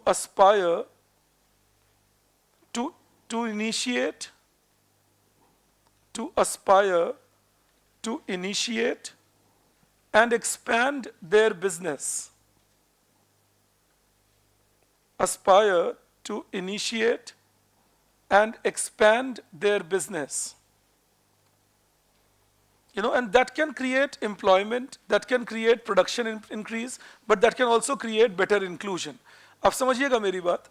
सोचिए मैं एक छोटा किसान हूँ, 2 एकड़ की जमीन है. Somebody tells me, why don't you grow fruits or vegetables or flowers and you will get better returns on your crop, or maybe an oil seed and you will get better returns on your crop than a wheat or a rice. But the person I take loan from, my trader, is willing to give me loan if I grow wheat and rice, but is not willing to take the risk of a sunflower or maybe a soya bean and so on. So now I am forced to grow what the trader wants me to grow because I don't have accessibility to credit. But once I get that accessibility to credit, then in that case I can also aspire to grow other things. It will allow me to be more productive. I can maybe take credit and buy a goat or a sheep. I can start doing some small cattle rearing, and I can improve my position of living compared to where I have been. You understand that? Similarly, think of an example. अच्छा आप एक बात सोचिए. India is dominated by family businesses. Another example of feudalistic culture in India. You know, Ambanis or Adanis or Tatas or Birlas or Vadias and so on. तो ये मान के चला जाता है कि अच्छा shareholders का कोई say नहीं होगा. If the patriarch has a demise, तो उनके जो next generation है वही take over करेंगे. Now that's very non-developmental in nature. Ideally, shareholders should be deciding who will be the next person heading the company. But in our country, we take it for granted. I've already told you, whether politics, business, everywhere, we do that. Politics में ज़रूरी नहीं कि सबको politics में ही डाला जाए. कुछ लोग cricket board में भी जाते हैं. तो, you know, so thank you for getting the joke. You know, but generally speaking, you know, that is how we run things, we do things. We believe that, okay, you know, it's a birthright that अगर आप किसी के बच्चे हैं तो आपको वो मिलना ही चाहिए. ऐसा हम मान के चलते हैं. तो खैर, the point I am making to you is that the lack of challenge to these family businesses is because of lack of credit availability to medium-scale businesses and small businesses from the formal sector, which will give them the inspiration to grow further. Understand that. जहाँ भी ये credit available हुआ, वहाँ हमने growth देखा है. Infosys in services sector is an example. They were a very small company in 1970s. We see them as a big company today. Or for that matter, even TCS. But say TCS is still Tata controlled, you know, or HCL. But I can give you even manufacturing enterprises example in that. For example, Woodland as a shoe and cloth apparel manufacturer. Woodland was established in 1992. Is not run by any family patriarch, but has been able to successfully do business in India for 32 years because they got lucky when they started in the Gujarat-Maharashtra region. Credit was available more easily because India was liberalizing. And then their initial growth happened and then they grew very quickly. Another very interesting example I can give you about the role of credit to develop an enterprise is Shri Mahila Grih Udyog, जो लज्जत पापड़ बनाते हैं. They started as a group of 7 ladies who had been removed from their home. They were old ladies and they were not getting the support from their home. So they were supported by the local district administration and they said, okay, we will give you credit, loan, but you do whatever you think you can do. They said, look, we can make papad. We are quite good at that. So we can make those papadoms and maybe then we can sell it in the market. They started it around 25, 30 years ago, 35 years ago now. And today it is a 300 crore rupees business. I'm sure their families would be doing, why did they remove it? You know? But India gained out of that. But I'm trying to teach you the role of credit. अगर किसी को easy loan मिलता है, easy financing मिलती है, क्योंकि जब आप money lenders से पैसे लेने जाते हैं, तो cost of business बहुत बढ़ता है, because a formal loan will be available at 12%, 14%, 15% per annum, but a loan by money lender is not available for anything less than 30%, 35% per annum. So that increases your cost of doing business and discourages you, plus the risk is very high, so discourages you from taking anything extra and you say, look, I'm rather better off in what I'm doing. But unless you don't, please connect it now to 5 minutes ago when I was telling you conformist society. Conformist society का मतलब होता है जो conform करे पिछले ही दिनों से और नया करने की ना सोचे. तो conformist society automatically risk averse society होते हैं. वो risk लेने को बिल्कुल तैयार नहीं होते. होता नहीं risk नहीं लूंगा, कुछ गड़बड़ हो गया तो. So then if you are not willing to take risk, surely there will be no entrepreneurship. You know, that is the bottom line of it, that we need to understand. That unless the risk taking is not imbibed, and you tell people take a risk, it doesn't matter, but it doesn't matter कब आप बोलेंगे, जब उनके credit cheap हो, जब उनका company insured हो. आप समझ रहे हैं? तो जब आप financial support देते हैं, तो आप risk taking ability बढ़ाते हैं, जो आपके productivity को increase कर देता है. I hope I reach you on this. Okay, we take the story further then. You write, and just again, I'll teach you later, but you must have heard of schemes like a PM Swanidhi, street vendor Atmanirbhar Nidhi scheme. So that PM Swanidhi is an example of credit inclusion. Kisan credit card is an example of credit inclusion. Mudra Yojana, micro unit development and refinance agency. So Mudra Yojana is an example of credit inclusion. You see that, ये सारे examples हैं credit inclusion के, that I'm trying to make cheaper loans available for the vulnerable section of society. The better off will get the loan anyways. It's the vulnerable group which needs to be given that loan so that they can also aspire to do business and grow and do their activities. So that is the basic idea behind it. Okay, then you write below that, it also includes insurance inclusion,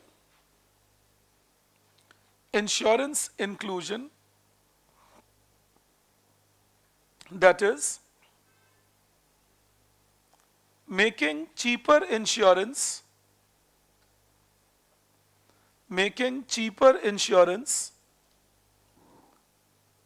available,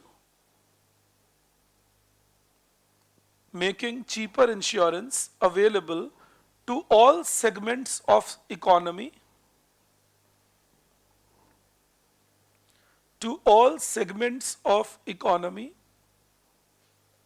to assure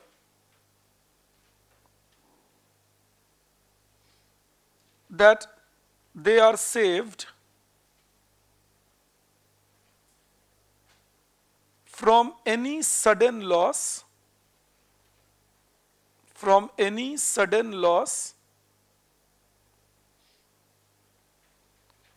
full stop. This encourages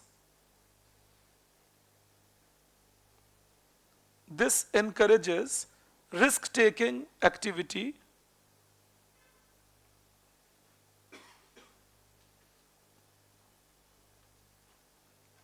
which promotes business,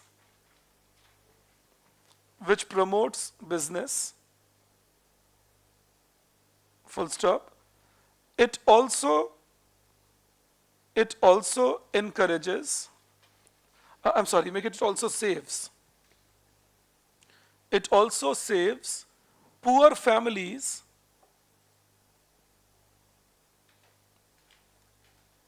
from sudden situations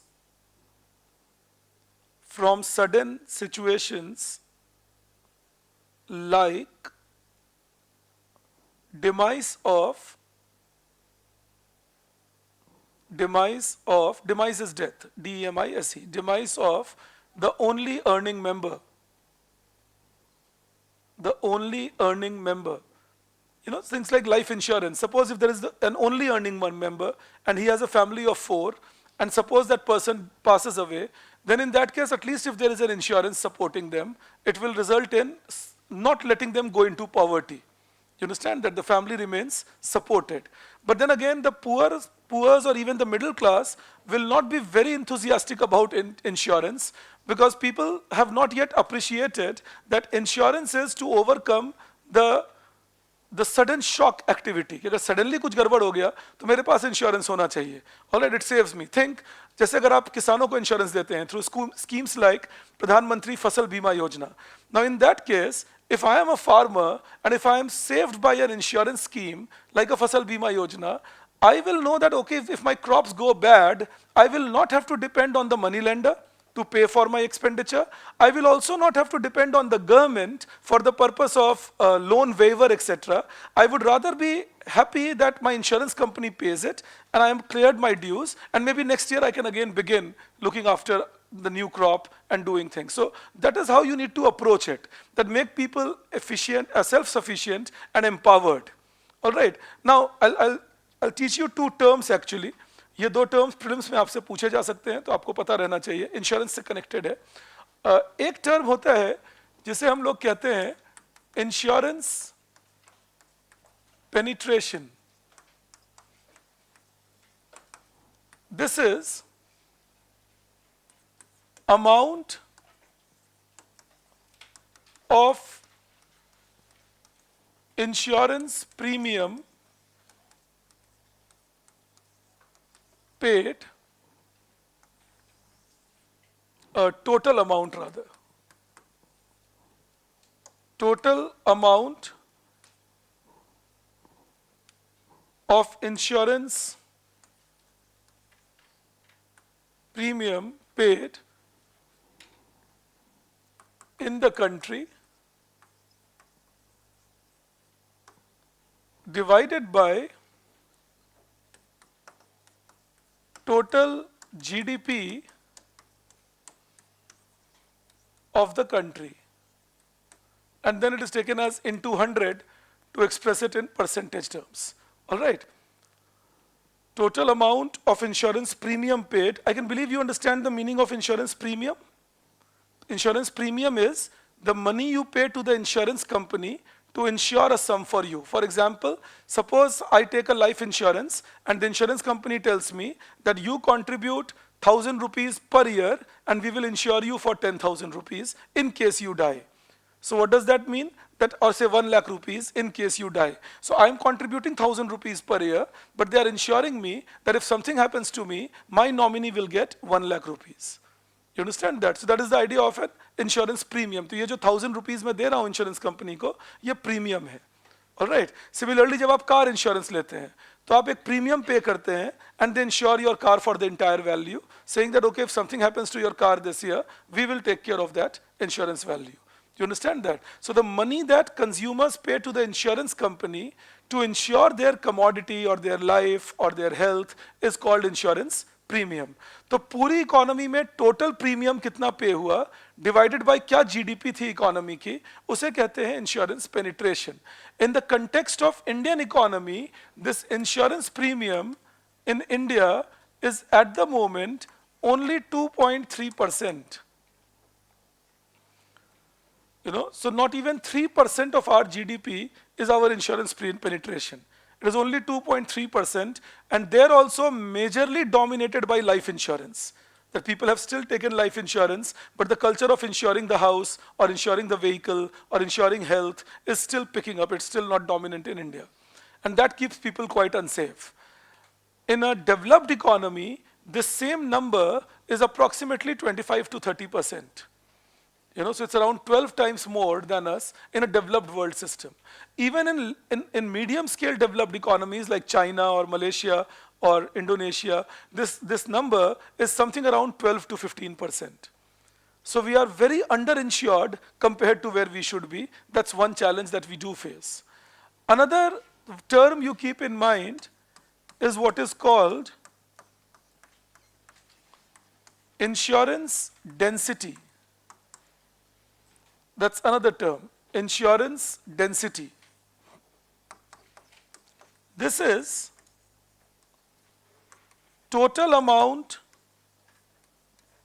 of insurance premium paid in the country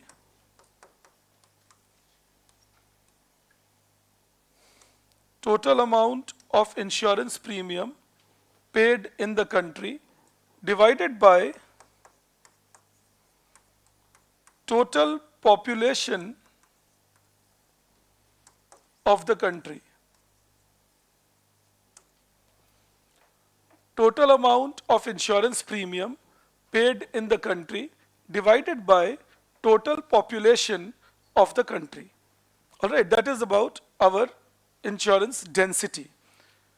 मतलब per person आपका insurance premium कितना है? For example, if a country has 2 people and if the insurance premium paid is $100, then $50 will become the insurance density. It's kind of $50 per person. You understand that? That is called insurance density. Now in India, insurance density is $92. That is India's number, $92, out of which $69 is for life insurance and $23 is for general insurance. $69 of density is on life insurance, $23 on general insurance. Again, that shows very underinsured system. In a developed economy like Europe or US, this number is around $3,000. That is where we are. The number is pretty high compared to us. It's approximately $3,000. Even in places like China, Indonesia, this number is approximately $700, $800. We are at $92.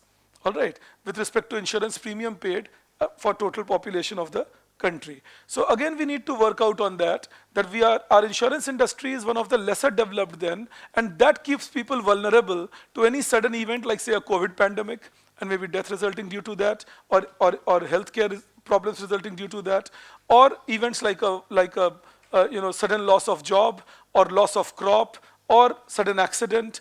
We need to protect, again I repeat, especially the vulnerable group for that. Do I believe you stay on this? Okay. Then, yes.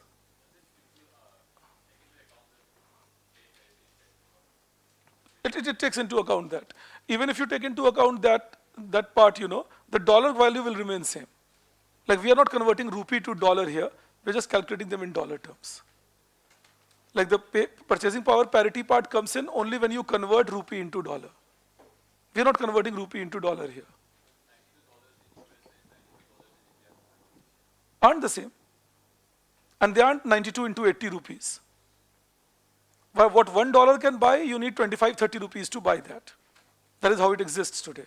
It is not 80 rupees you need to buy what $1 can buy. But the point is that if Americans are spending $2,700 and we are spending $92, then in the same currency term, we are spending far lesser, no?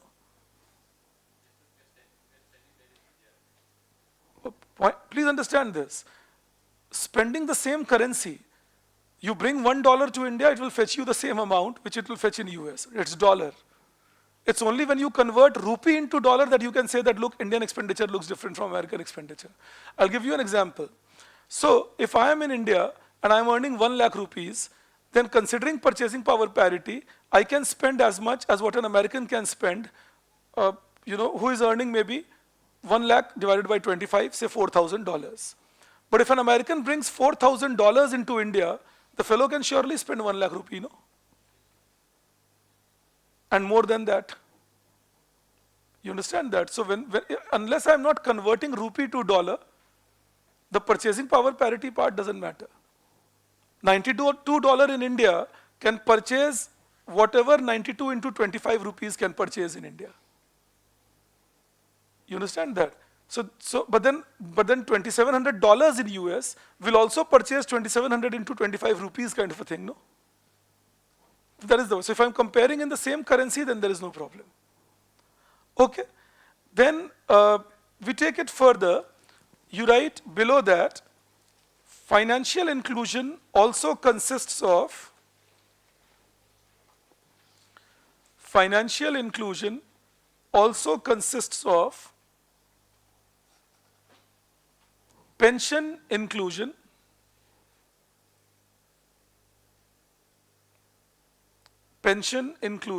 that is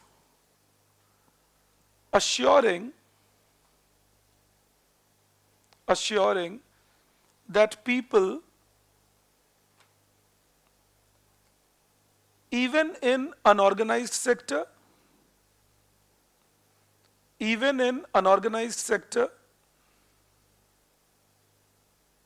and informal sector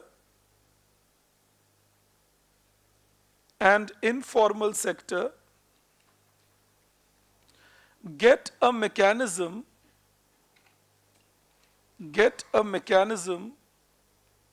by which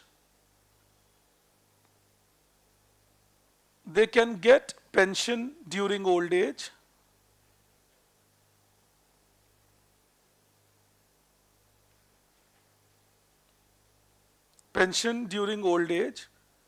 which will save them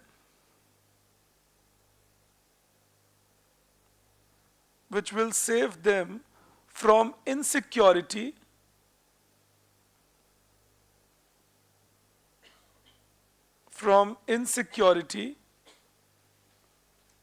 and dependence during old age.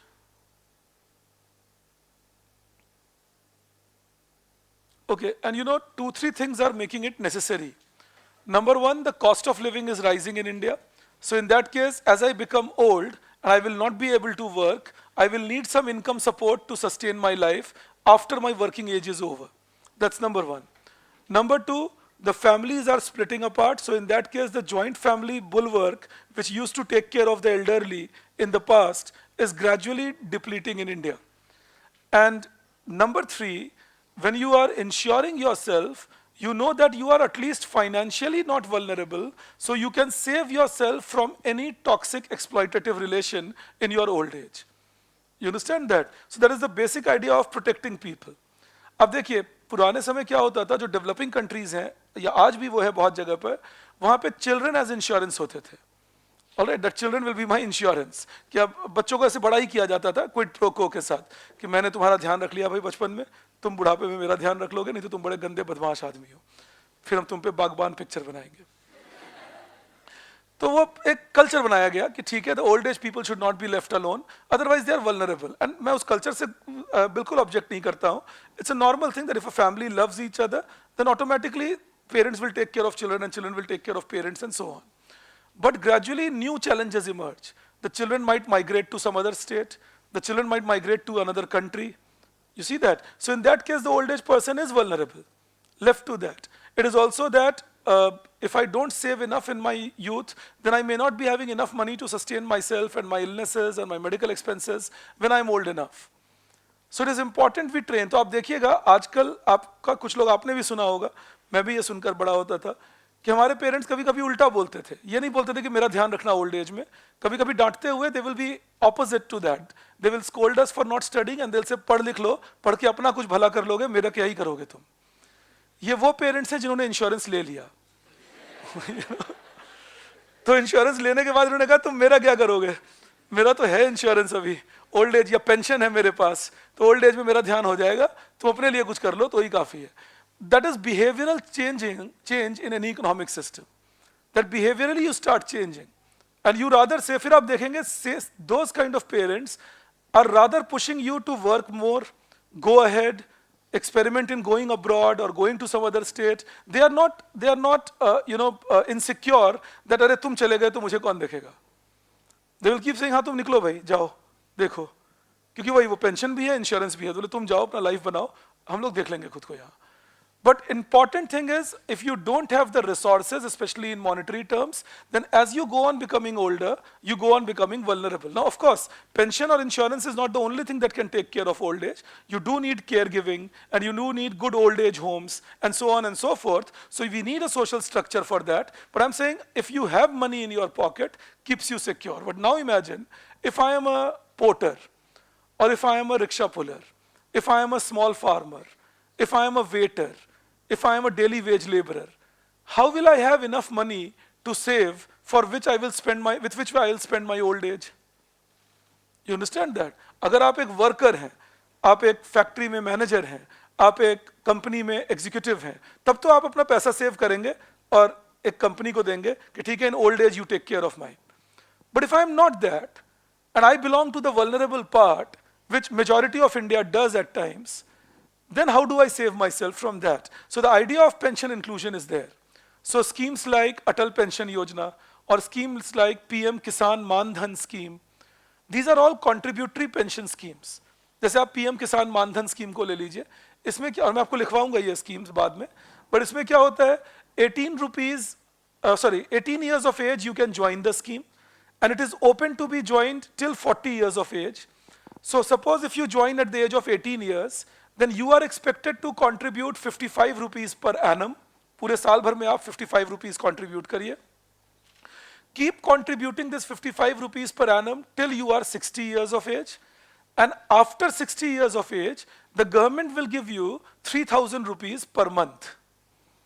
You understand that? So that becomes your old age pension, that as you contributed this 55 rupees per annum with the subsidy given by the government, that can then become a 3,000 rupees per month. And you can at least have some money as you become old. But this scheme again is available only to farmers who are small. Similarly, or medium. Similarly, there is Atal Pension Yojana, same kind of pattern.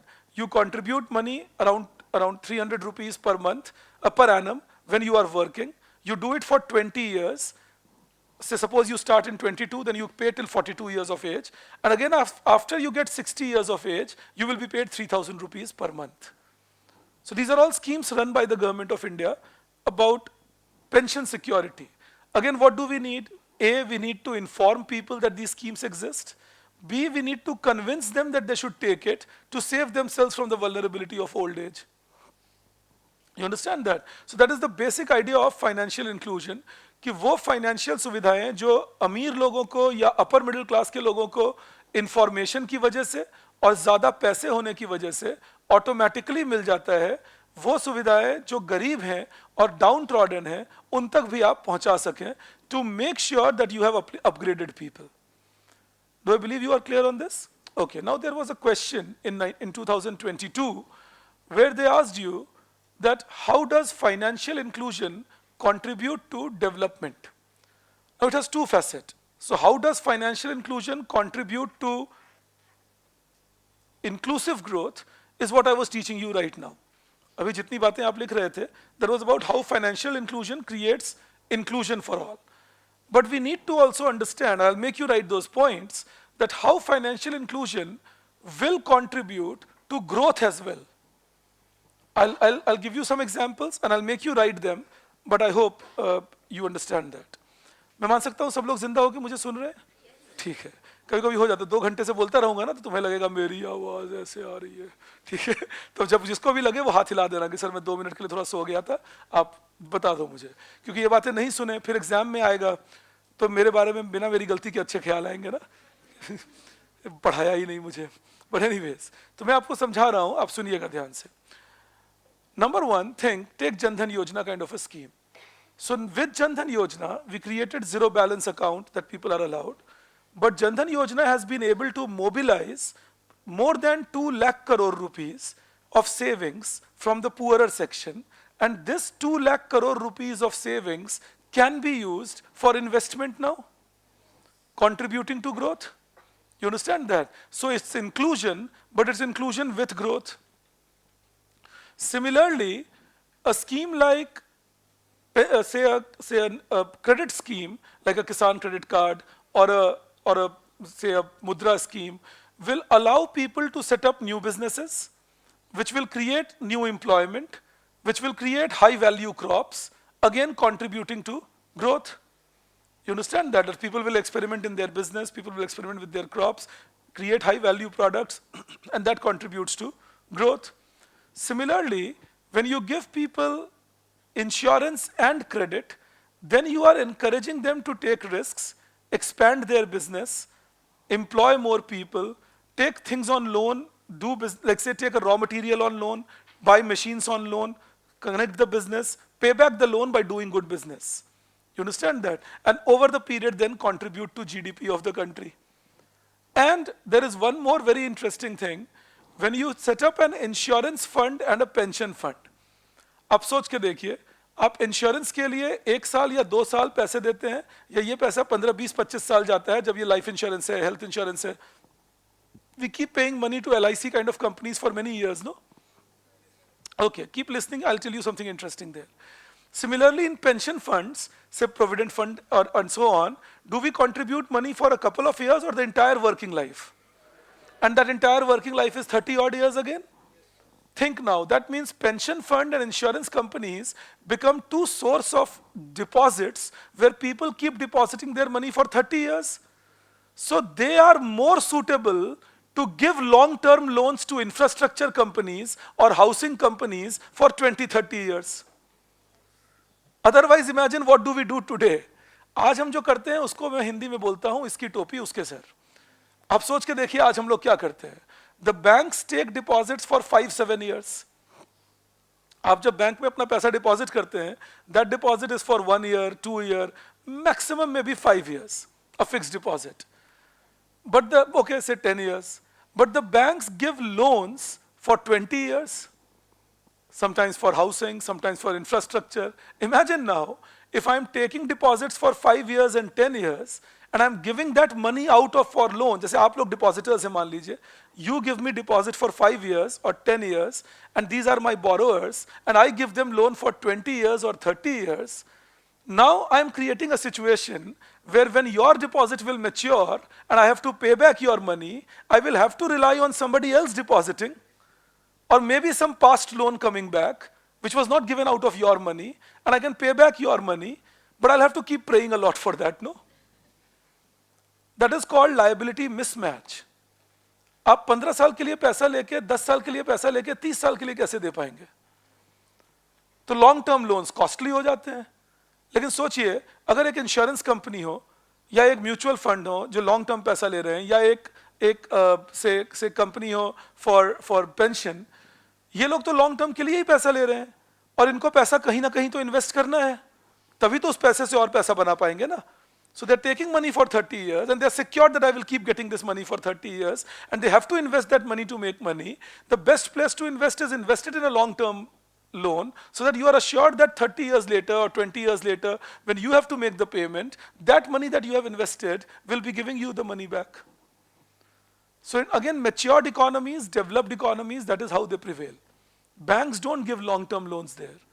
Long-term loans are given by the pension funds or the insurance companies. अब ये लोग loan कैसे देंगे? ये लोग तो लोगों को लोन नहीं दे सकते. तो ये लोन देने का तरीका होता है by buying bonds issued by others. और बॉन्ड आपको सिखाऊंगा मैं at a different point of time. But bonds issue किए जाते हैं मार्केट में, जिसे ये इंश्योरेंस कंपनी खरीद लेंगी 30. अब सोचिए अगर मैं एक बैंकर हूं, तो मैंने क्या किया? एक बॉन्ड इशू कर दिया 30 साल के लिए, for 30 years. एक इंश्योरेंस कंपनी ने ये बॉन्ड खरीद लिया 30 इयर्स के लिए. अब मेरे पास जो ये पैसा आया है, ये कितने दिनों के लिए आया? 30 इयर्स. अब मैं इससे अगर 30 इयर्स का लोन दूं तो कोई प्रॉब्लम नहीं है ना. Do you understand that? So then the financial system remains stable. Otherwise, the instability in financial system can be at times there, especially if there is a sudden shock or some change happening. Do I believe you understand this? मैं आपको यही बातें लिखवा रहा हूं. आप बस एक नोट पुट कीजिए इसके नीचे. And you write,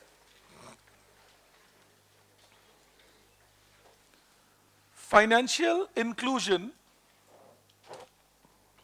financial inclusion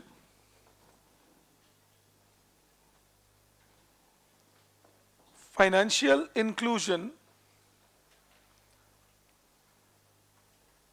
can contribute to GDP growth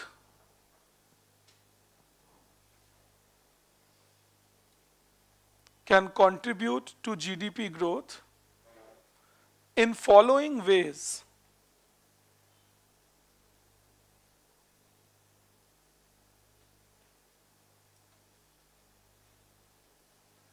And you take it as A, B, C, D or 1, 2, 3, 4. So you write 1.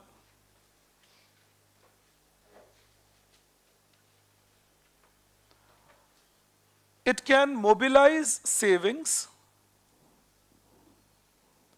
It can mobilize savings even even from lower income group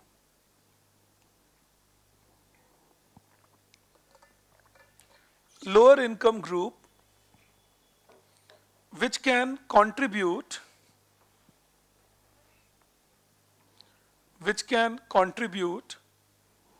to promotion of investment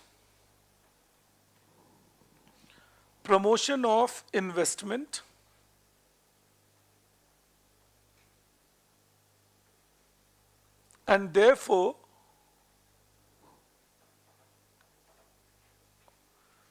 GDP growth. Promotion of investment and therefore GDP growth. Second point, you write credit support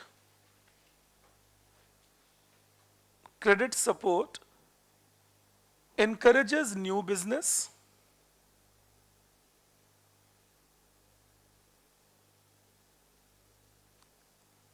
crop diversification.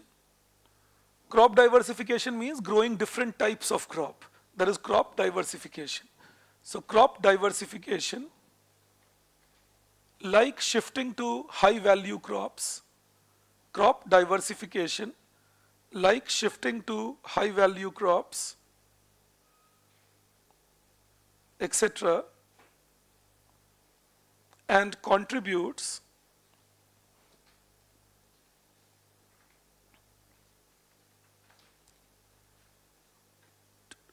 to economic growth. Then third, provision of insurance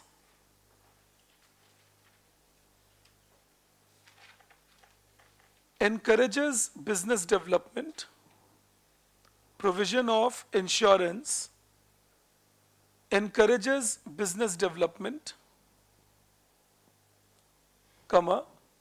expansion of business,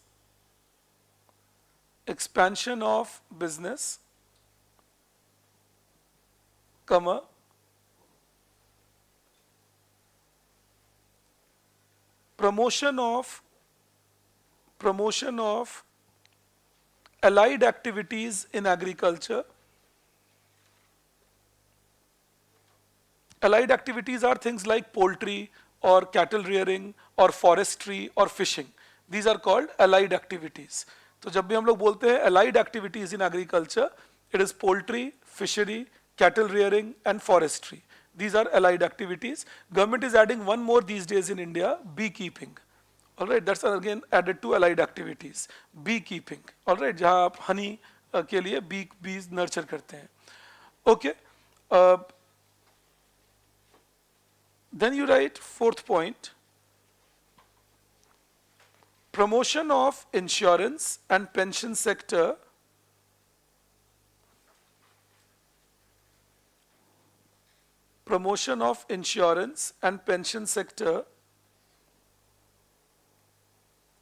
leads to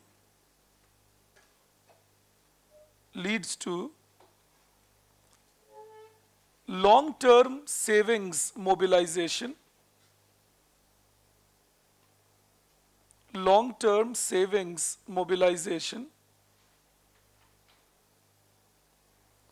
which can be useful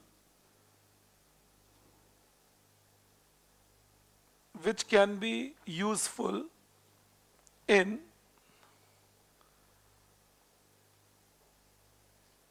providing support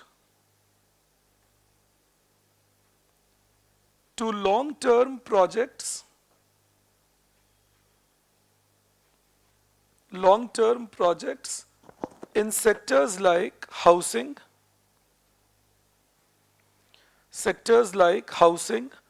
comma, infrastructure, etc.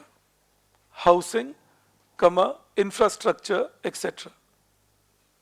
So, in case they ask you a question about how financial inclusion contributes to development, you will talk about how it creates inclusion and how it creates growth, both sides of the story. Alright, inclusion कैसे होता है जो आप पहले लिख रहे थे और growth कैसे होता है. Alright, ये दोनों चीजों से आप development create करते हैं through financial inclusion. मैं एक question expect कर रहा हूँ जो UPSC को पूछना चाहिए in the near future. The question I'm expecting is that is inclusion not compatible with growth? All right, that this should be the concept. Question का language कुछ भी हो, concept ये होगा कि क्या आप inclusion करेंगे तो growth suffer करेगा या क्या growth के लिए inclusion inimical है? और answer no है इसका. If I include, I can rather support growth better rather than if I don't include. So if I do financial inclusion, if I do educational inclusion, if I do infrastructure development, I will empower my people, and then the growth will be even fast, and it will be bottoms up from below to top rather than top down. Understand it like that. ये आपको मैं industrialization में भी सिखाऊंगा. आप सुनिएगा ध्यान से इस बात को. This is a challenge we have even in industrial development of India. You know, you think. Today we have 8 crore people, and then their families would be there, but 8 crore people as landless agricultural labor, hardly earning any money. Another 7 crore people as farmers with less than 2-acre land, again hardly earning any money. These 15 crore people are more or less stuck up in agriculture. We need to bring them out, number one. Then we have another 7 to 8 crore people who are working as rickshaw pullers, daily wage laborers, who don't get a regular job, construction workers, इन सब काम में लगे हुए हैं.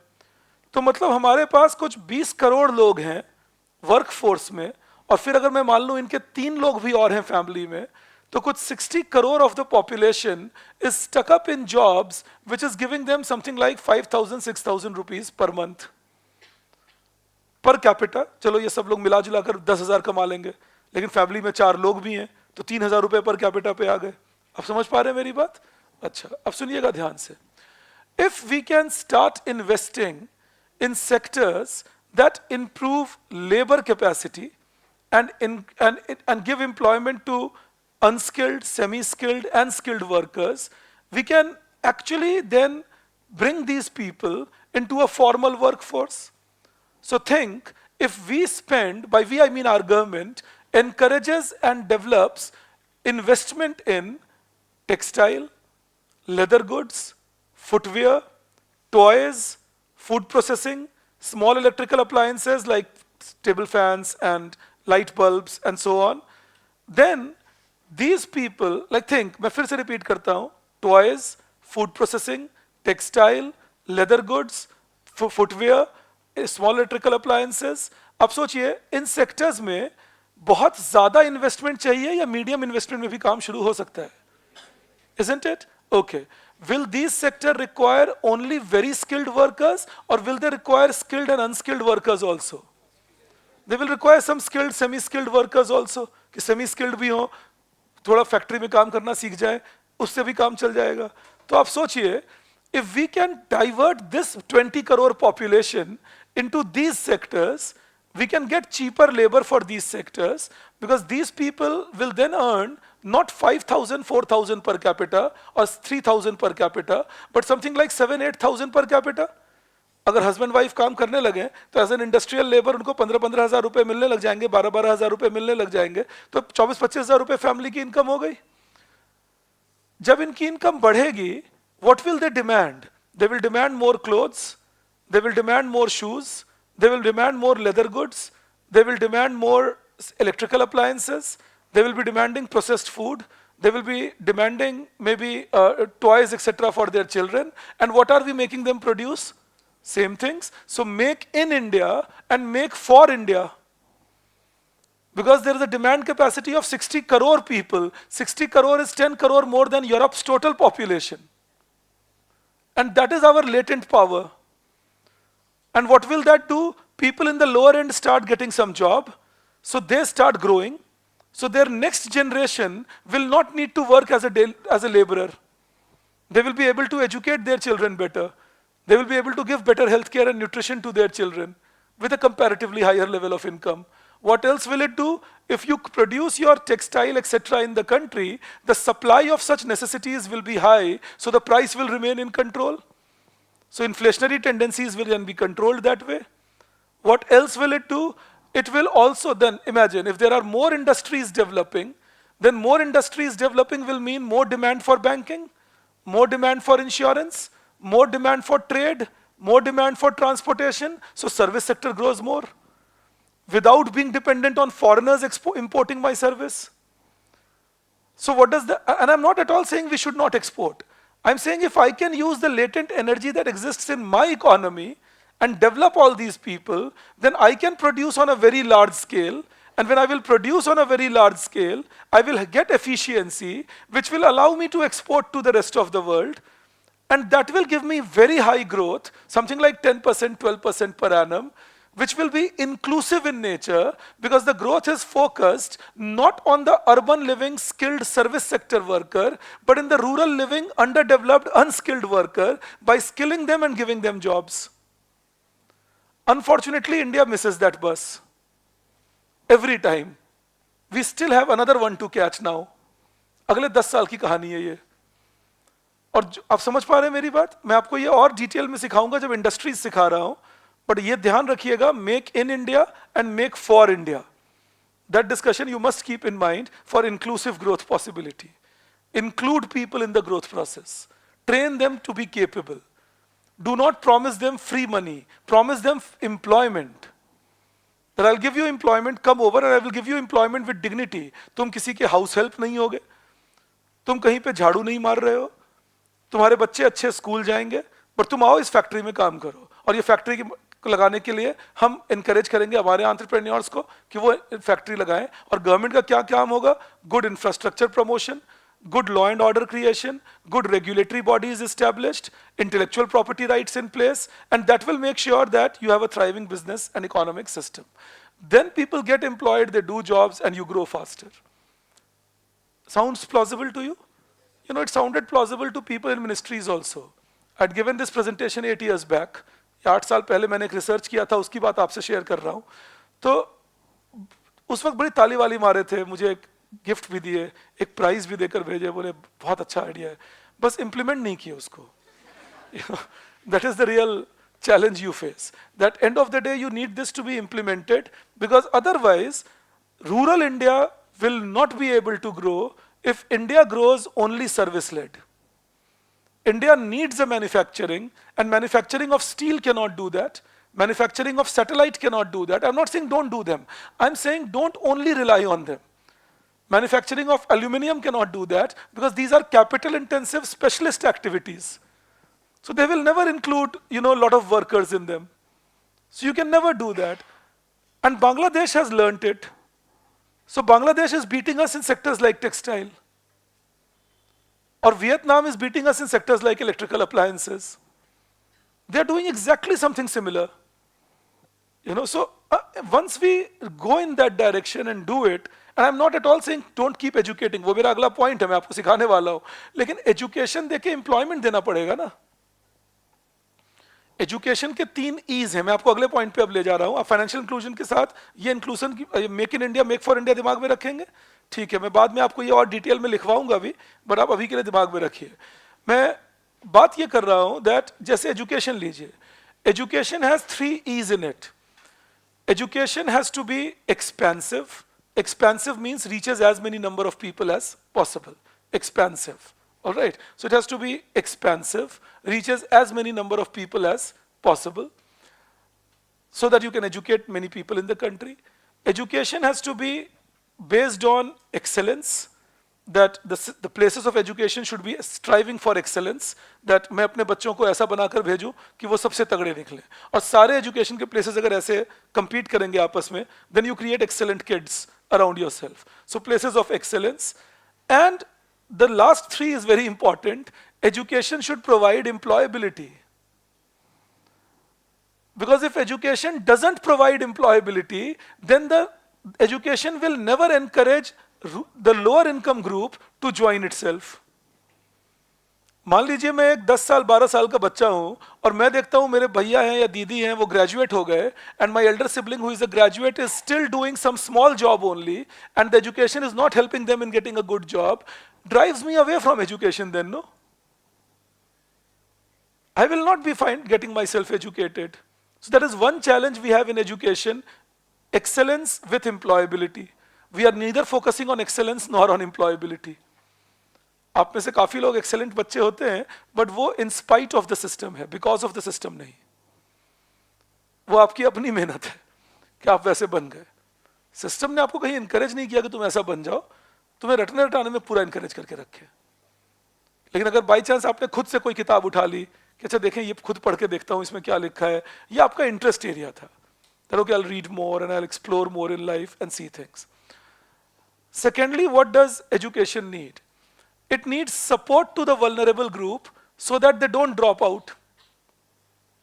आप सोच के देखिए, why do children drop out from school? Like think, we give midday meal, we give free uniform, we give free school, I mean no charges, and still the dropout rates are pretty high after 8th standard. Yeah. So why would they drop out think? और upper middle class India का answer क्या होता है? These guys are just not interested. इनको पढ़ा ही नहीं सकते, इनको स्कूल लाओ तो भी भाग जाते हैं. किसको पढ़ा सकते हैं आप सोचिए? कौन सा बच्चा स्कूल जाता है खुशी के मारे? आप सोच के देखिए, हु इज इंटरेस्टेड? हम और आप अच्छे घर में जन्म ले लिए जहां पढ़ाई लिखाई थी, तो किसी ने भेज दिया school. Waking up in the morning, I don't want to go, and then somebody gives this and we गो.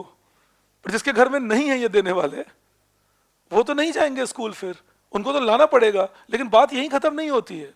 मान लीजिए मैं एक वल्नरेबल ग्रुप से हूं, I am uneducated, I go to school, I come back, and I tell and both my parents are completely uneducated, they are illiterate. I come back and I tell my parents, oh look, I got a reading in my school, now I know how to write 3. I also know how to write maybe B. Now my parents are illiterate, I'm writing ABC or 1, 2, 3, I'm making my mistakes in 3 and B, but my parents don't realize it, and they are clapping for everything I'm doing. वाह बेटा बहुत बढ़िया कर रहे हो. अब सोचिए हम और आप जब ये मिस्टेक करते तो सब लोग हैं. ऐसा थोड़ी होता है हम नहीं करते थे. कोई एक हमारा हाथ ऐसे पकड़ता था ना, 3 ऐसे होता है बे, और 20 बार लिखवाता था हमें, तब जाके हमें समझ आता अच्छा 3 ऐसे होता है, ठीक है. बीच में एक आधा पढ़ती भी थी, लेकिन इस बच्चे को तो नहीं पढ़ रही. So this kid now reaches 2nd standard, 3rd standard. Now the numbers are becoming plus and minus, letters are becoming words, spellings, and this kid is all at loss. इनको कुछ समझ नहीं आ रहा. And the teachers start insulting the child now. Get out of my class, stand up on the bench, people like you are a disgrace. ये बेचारा अब धीरे धीरे आता तो है अभी भी स्कूल बेइज्जती के बाद भी, बट अब इसलिए आ रहा है क्योंकि इनको थोड़ा मिड डे मील मिल जाता है, कपड़े मिल जाते हैं, दोस्त हैं आसपास, तो चले आते हैं स्कूल. और अब धीरे धीरे ये लोग पीछे बैठने लग गए. 4-5 दोस्त हैं, ये अपना पीछे बैठते हैं कि टीचर मुझे ना देखे, लेकिन टीचर इन्हीं को अभी भी पकड़ते हैं. कोई सवाल आया तुम बताओ, उसको बेचारे को आता नहीं, फिर उसकी बेइज्जती. 7th 8th आते आते अब इनकी उम्र 13-14 हो गई है. एक दिन फिर टीचर ने बेइज्जती की. The teacher insulted the child. The child comes back home and tells the parents, I am not going to school any more. The parents say please go, they will make you a big person. But we have convinced the child for 10 years now that you are a good for nothing. Then the parents say, please go, you will get a midday meal. The child says, I don't need a midday meal. I have talked to the nearby restaurant owner. The fellow will give me midday meal as well as end day meal. I just have to wash his utensils, clean his place, and I will get this money also along with the midday meal. Parents are illiterate. Parents don't know the relevance of education at times.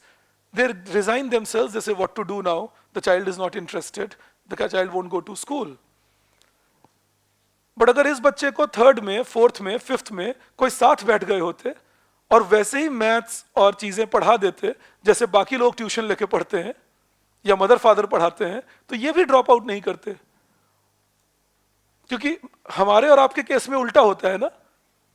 We come back from school, second standard, first standard, some parent is waiting. Did you get a homework? What homework? Show me your diary. और diary देखे, oh, poetry has to be learnt. चल भाई बैठ जा, poetry learn कर. I thought I will eat क्या, पहले poetry learn कर. तो 2-4 बार पोएट्री याद करवाया, फिर खाना खिलाया, खाना खिलाने के बाद फिर बिठा दिए, अब पोएट्री बोल. उसमें पढ़ी भी 2-4, फिर सुला दिया, सोकर उठे, कहाँ जा रहा है, मैं सोच रहा था खेलने जाऊं, बैठ पोएट्री बोल. फिर पोएट्री बोले, खेलने चले गए, लौट कर आए, चल भाई हाथ पैर धो, बैठ पोएट्री बोल. वो फिर पोएट्री बोल लिया. रात को सोने से पहले एक बार बोल के सो भाई, वो भी बोल लिया, सो गया. अगले दिन सुबह उठा, अपना बस स्टैंड जा रहा है या स्कूल जा रहा है, बोलता चल. तो ये भाई साहब रट वट के आए हैं स्कूल. अब टीचर क्लास में आए, class, who knows the poetry, sir. Then the teacher asks him, get up, speak. Verbatim, पूरे कमा फुल स्टॉप के साथ रटा इन्होंने. And this is a 6-7-year-old kid. The teacher now looks at this kid with all the pride. Class, you should learn something from it. As soon as the teacher leaves, the class surrounds. How did you know? This fellow will never say I was thrashed 5 times by my mother yesterday. This fellow will put hands in the pocket. I knew. मैं तो तेज वाला बच्चा हूं. तो यहां से इनका progress अलग शुरू हुआ. ये मान के चलने लगे मैं तेज वाला बच्चा हूं. और 6th, 7th, 8th आते आते अब इनको दिक्कत होती है अगर ये सेकंड आ जाते हैं. ये सोचते हैं मैं कैसे सेकंड आ गया, मैं तो तेज वाला बच्चा हूं. टीचर्स इनको खूब प्यार कर रहे हैं, बेटा थोड़ा मेरा कॉपी पहुंचा दोगे स्टाफ रूम तक, yes sir. So now I am wanted, nobody is insulting me, I am supposedly the prefect etcetera, the class looks up to me, I will definitely stay in the school, I am the hero around. And the huge confidence I am boosting myself with that I am the good brainy one. और मेरे आसपास भी सब कह रहे हैं, parents से लेकर आसपास, अरे ये तो आपका तेज वाला बच्चा है, ये तो आपका ब्रेनी बच्चा है. मैं पूरा कॉन्फिडेंस से भरा हुआ हूं, मैं तो ब्रेनी बच्चा हूं भाई. और अब मैं कुछ भी कर सकता हूं जो ये बच्चा नहीं कर सकता. और 10 साल 15 साल बाद जब ये मुझे मिलेगा तो मैं कहूंगा अरे तुमने पढ़ने में इंटरेस्ट लिया होता तो तुम मेरी तरह होते. मैं भूल जाऊंगा कि इंटरेस्ट तो मेरा भी नहीं था, पर वो जो 5 थप्पड़ पड़े थे पोएम लर्न करने के लिए, कहानी वहां से बदल गई हम दोनों की. So if I am well to do in our kind of a country, being well skilled, well educated, then I am not necessarily a brilliant individual. I am maybe a gifted individual where the birth accident was in my favor. कि जो accident होता है birth का, कि कौन कहां जाएगा पता नहीं, उसमें मैं अगर 3 किलोमीटर दूर किसी स्लम में जन्म ले लेता, और मैं अपनी बात कर रहा हूं यहां, तो 25 साल में थोड़ी पीएचडी करता. किसी की गाड़ी चला रहा होता, कहीं कपड़े धो रहा होता, कहीं बर्तन मांज रहा होता, कहीं मजदूरी कर रहा होता. वहां से ग्रो करना तो बहुत डिफिकल्ट है. वो तो कंड्यूसिव एटमॉस्फेयर मिल गया, पेरेंट्स पढ़े लिखे थे, मदर धो पीट के पढ़ाती थी, घर में ग्रैंड पेरेंट्स थे वो भी पढ़े लिखे थे, तो अपने आप उस एटमॉस्फेयर में था तो पढ़ता लिखता चला गया. कोई सपोर्ट करने वाले थे, हैंड होल्ड करने को थे, प्यार से भी पढ़ाने वाले थे, गुस्सा से भी पढ़ाने वाले थे. But every time there will be trouble, I could approach them. और ये आप पर भी ट्रू है, in majority of the cases. So we end up becoming so-called good students. But imagine that is non-inclusion, no? What should an inclusive society do? Everybody should have an equal chance to grow, irrespective of where they are born. And if you don't make education inclusive, that will not happen. And we have not made our education inclusive by not giving good primary education to children of vulnerable section.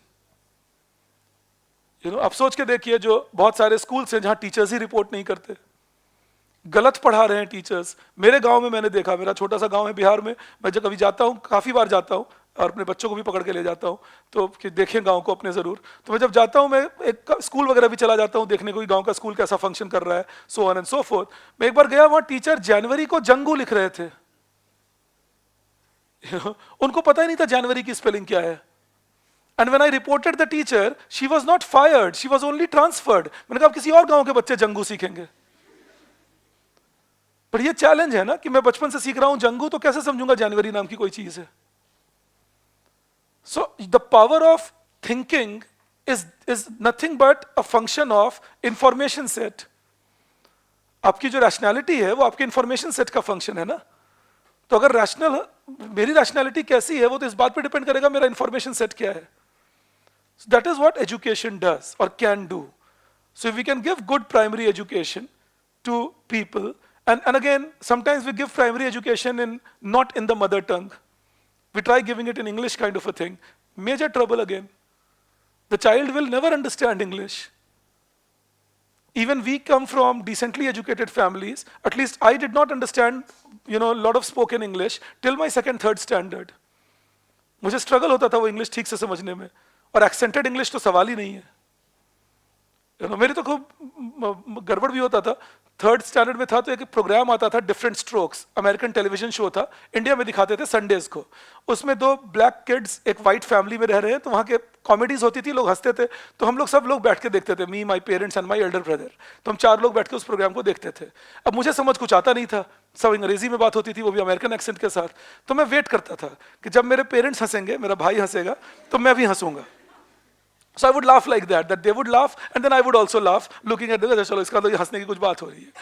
Long later, my brother told me that they had caught this trick of mine. So they used to start laughing for nothing, and then I would laugh, and looking at me laugh, they would laugh more. मेरा परिवार से भरोसा उठ गया उस दिन। छोटे बच्चे के साथ ऐसा कर रहे थे, बताइए। मैं तो अपना हंस रहा था इन पे भरोसा करके, ये उल्टा मेरा ही मजाक बना रहे थे। But anyways, what I'm trying to tell you is that if we can make education in the mother tongue, and if we can guide the children with basic simple things in the beginning, we can keep them attracted to the school, and then maybe we can make education slightly more maybe complex in 6th, 7th, 8th standard, when the child's brain is willing to accept it, and maybe make it complex after 10th, 11th standard, when you are a matured brain and you are willing to accept it. So if we develop it like that, then education can be much more inclusive and connected to what the college and industry's requirements match. कि आप college में वो भी सीखें जो industry को भी चाहिए, ताकि आपको नौकरी मिल सके कॉलेज की डिग्री के बाद। If we can do that, then education can be more inclusive. So now I'm going to teach you inclusive education. I mean, make you write it. We will write 2 things in that. Number 1, how does education create inclusion? And number 2, what steps can be taken to create inclusive education in India? All right. So you give a heading. This will be 4th point. Infrastructure, civic amenities, financial inclusion. 4th point for intragenerational equity. So you write the 4th point, inclusive education. Inclusive education.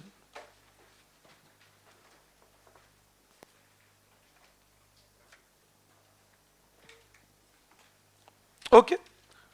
When you talk about inclusive education, it works like this. You write, if everyone has accessibility, if everyone has accessibility to good quality education,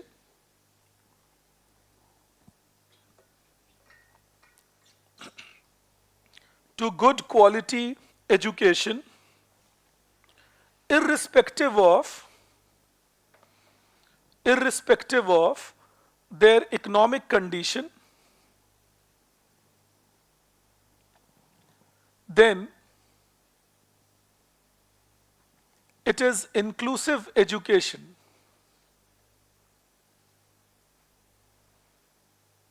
It is inclusive education. Full stop. Change the paragraph and write, education can promote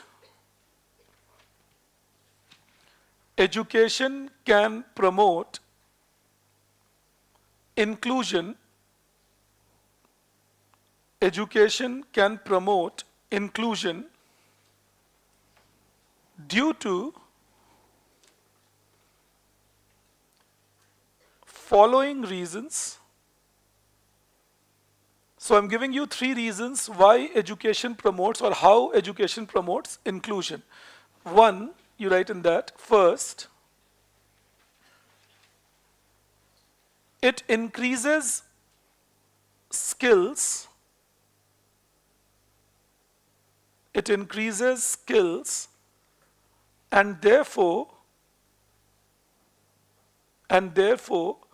creates better employment opportunities. Better employment opportunities. I hope we appreciate that if people are educated, then better employment will come because of better skills that they will have. I'm continuously using the word education and not literacy. All right? So maybe people can be literate, but they may not be skilled and educated. Educated means I should know what I have studied. All right? Being literate means I have a degree and I can claim I have studied it. There are two different things between them. All right? Second, then, you write, it improves information. It improves information and therefore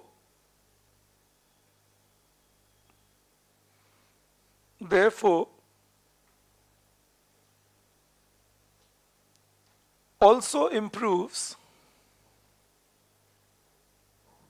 quality of decisions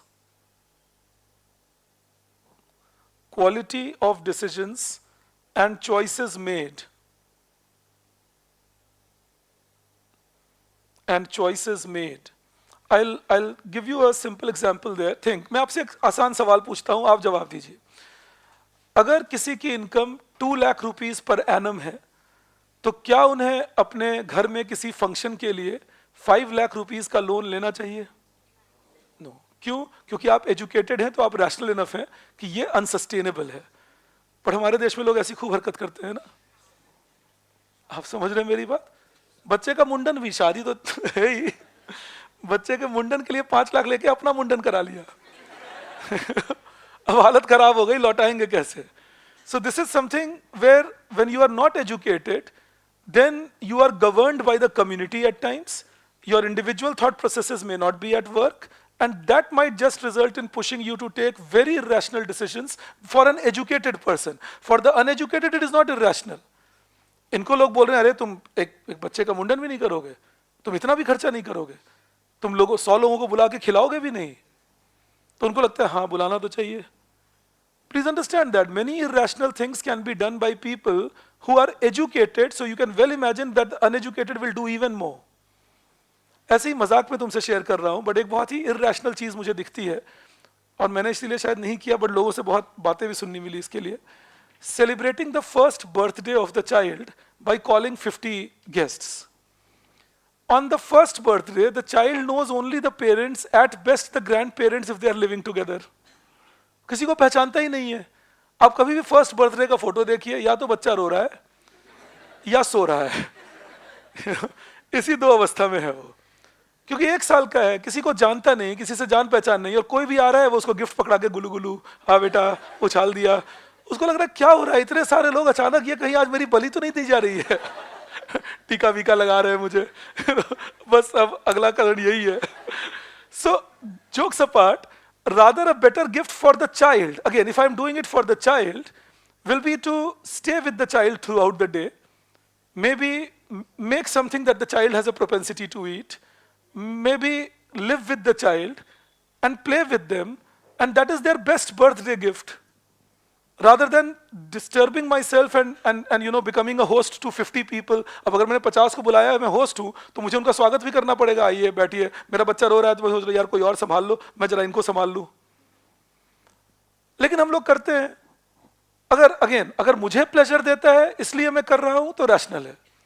लेकिन अगर मैं इसलिए कर रहा हूँ कि लोग क्या कहेंगे कि तुमने अपना पहला बर्थडे बच्चे का नहीं मनाया, ये इर्रेशनल है. इसीलिए जब लोग ये इर्रेशनैलिटी करते हैं, तब 15-20 साल बाद अगर बच्चा बाई चांस कुछ जवाब दे देता है मुंह पे, तो कहते हैं मैंने इतना प्यार किया तेरे लिए, तेरा बर्थडे मनाया तेरे लिए.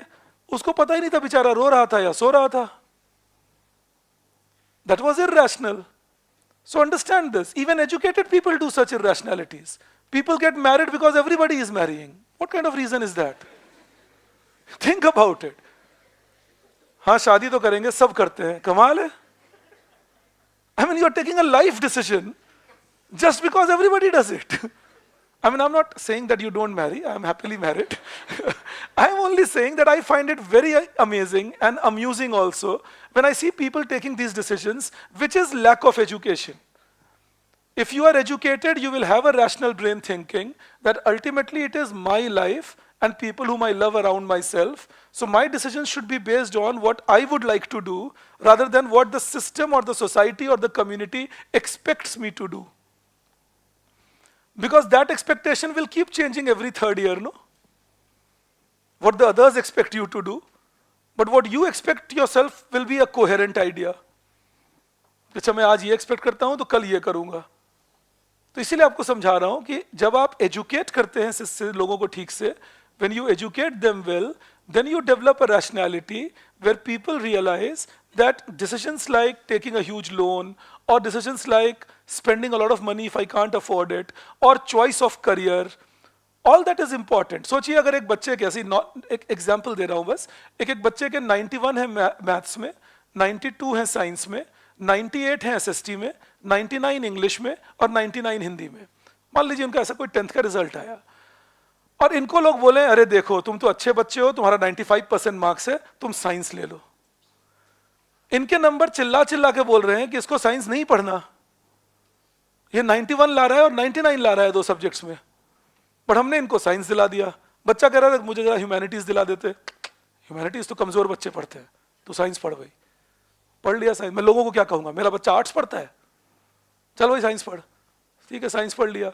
साइंस करने के बाद बोला अच्छा पापा अब सोशियोलॉजी कर लूं. क्या बात कर रहा है, सोशियोलॉजी क्या करेगा, सोशियोलॉजी करके कोई करियर है सोशियोलॉजी में, इंजीनियर बन जा. चलिए भाई इंजीनियर बन गया कभी रो पीट कर. फिर यूपीएससी की तैयारी की विद सोशियोलॉजी एज ऑप्शनल. तो पहले से ही कर लेने देते, वो आएगा ही घूम फिर के वही, उसका इंटरेस्ट ही वही था, तो बेटर ट्रेंड होता. क्या करियर बनेगा ये तो मुझे ढूंढना है ना. If my son says I want to do history, rather than telling him you can't because there is no career, I have to find out okay what are the career prospects so that when he studies history he can be guided to become a good career prospect in that. Every stream has a career. Yuval Noah Harari is a historian richer than Satya Nadella. So it depends on what kind of stream you do, but with what propensity you do it. So please understand, these are social restrictions that take away. Connect करना, मैंने equity पढ़ाते हुए आपको समझाया था, equality of opportunity and freedom to make choices. जब आप rational होकर डिसीजन नहीं लेते, then you are surrendering your freedom to make choice to the community choice. I can believe my classroom can connect. I love you for that. Many people don't actually. अच्छे खासे पढ़े लिखे लोगों को समझाता हूँ तो ऐसे देख रहे होते, पता नहीं, इसीलिए मैं अपने जनरेशन के लोगों के साथ नहीं बैठता. But anyways, समझा रहा होता हूँ ये बात है तो ऐसे देख रहे होते हैं कि कोई गोरिल्ला है पिंजरे के अंदर से कुछ कुछ बोल रहा है. तो दिखने के हिसाब से मैं मान सकता हूँ, लेकिन बातचीत तो मुझे लगता है ठीक ही कर रहा होता हूँ.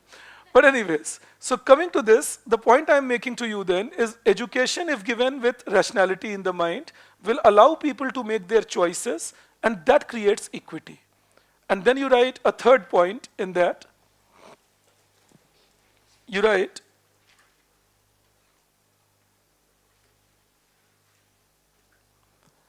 it allows faster adaptation, ADAPTATION, faster adaptation to any change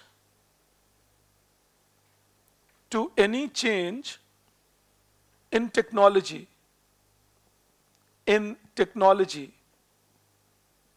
which helps in keeping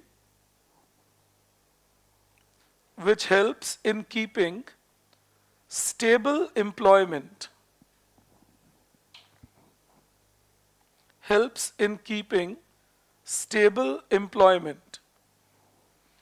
So remember, if one is educated, then if there is a change in technique, some change in technology, the educated person will still find it a lesser time period to learn the new technique and adjust according to that. All right, so again, your job stability and all are maintained better with good quality education.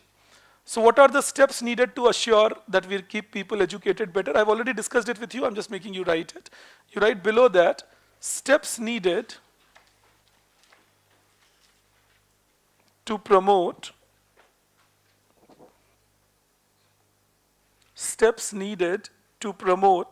inclusive education. Steps needed to promote inclusive education.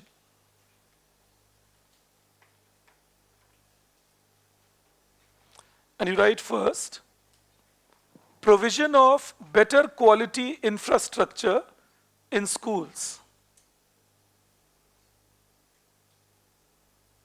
Provision of better quality infrastructure in schools. So when we say better quality infrastructure, we are talking about, say, toilet facilities, drinking water facilities, separate classroom for separate standards. You understand that?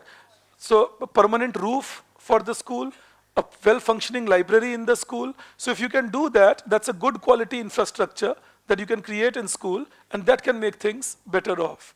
अब फिर समझिएगा मेरी बात, मैं 2-3 class पहले आपको बता रहा था, अगर हमारे पास loss making public sector enterprise के लिए 74,000 करोड़ रुपीस हैं, क्योंकि हर साल हम ये पैसा भरते हैं, 74,000 करोड़ रुपीस, और ये सिर्फ स्टेट गवर्नमेंट की पब्लिक सेक्टर एंटरप्राइजेस हैं, सेंट्रल गवर्नमेंट का बोझ अलग से है, लेकिन हमारे पास स्कूल के लिए, सेकेंडरी स्कूल बनाने के लिए खर्चा के लिए पैसा नहीं है, तो वो हमारी प्रायोरिटी दिखाता है. Understand that. That is a problem of choice. That do you want to keep running ball bearing manufacturing companies, motor pump manufacturing companies, scooter manufacturing companies, which have not much to do with inclusion much. And or rather you want to spend your money on good quality education, good quality drinking water, good quality healthcare support by making the infrastructure better. Choice is entirely ours. And we have unfortunately failed in that choice for 75 odd years now consistently. Caste system is a big factor in that. बहुत सारे rural areas में casteism के वजह से ये पक्का किया जाता है कि एजुकेशन लोअर कास्ट तक ना पहुंच पाए आराम से. तो वो एक बहुत जबरदस्त चैलेंज है हमारे सिस्टम में. नतीजा क्या भुगतना पड़ा? अब जो अपर कास्ट के लोग ऐसा कर भी रहे थे अगर शुरू में, उनके ही प्रोजेनीज अब भुगत रहे हैं, क्योंकि सब तो अमीर हो नहीं पाए. So there are many from upper caste who are now poor, so-called upper caste and so-called lower caste. I generally don't believe in that system, but say who are now poor and need a good infrastructure in the village where their children can at least educate themselves and become better off, and they are not getting it now. And that is becoming a challenge. मैं फिर आपको repeat कर रहा हूं, आप जितना मर्जी बढ़िया रोड बना लीजिए, रेलवे सिस्टम बनाइए, एयरपोर्ट बनाइए, इलेक्ट्रिसिटी बनाइए, जब तक लोग ठीक नहीं होंगे तब तक इनकी यूसेज कैसे होगी? You create a great digital board here, wonderful running AC, great classroom infrastructure, and an idiot as a teacher. That spoils the whole classroom then. क्योंकि यहां का मेन पर्पस यहां के ह्यूमंस और रुको बेटो, और इडियट्स एज स्टूडेंट्स.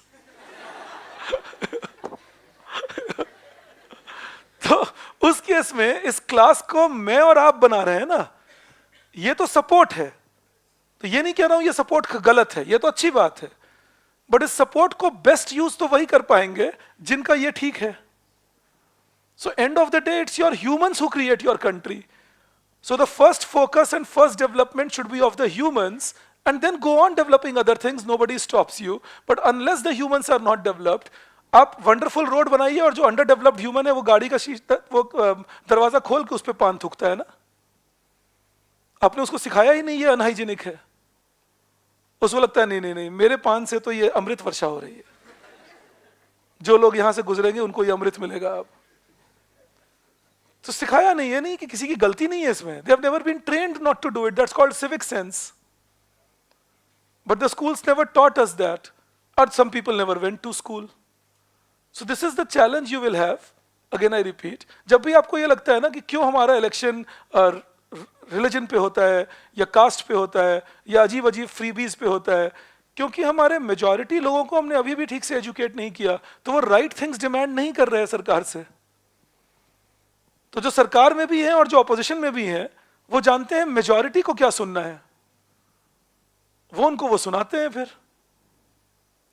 आप बिलीव करिए, जितनी बातें अभी बोली जा रही हैं, इनको दोबारा नहीं रिपीट किया जाएगा अगले 5 साल तक, अभी बोली जा रही हैं।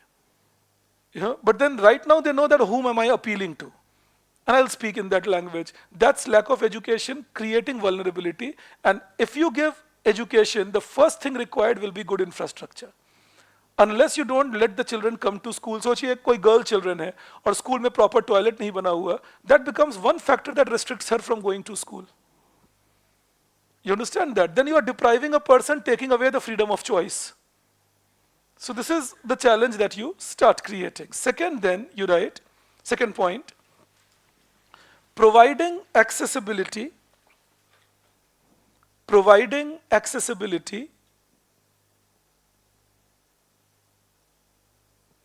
to continuous education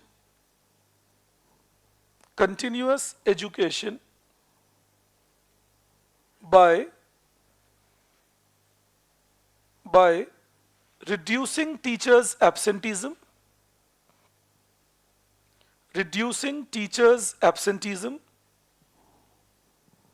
So remember, teachers' absenteeism can at times be because the teachers are shirking work. That's a possibility. जानबूझ के नहीं जा रहे. But many times it is also because teachers are sent for election duty. Sometimes the teachers are sent for census data collection duty, and that also brings discontinuity in education. That is again something we need to take care of.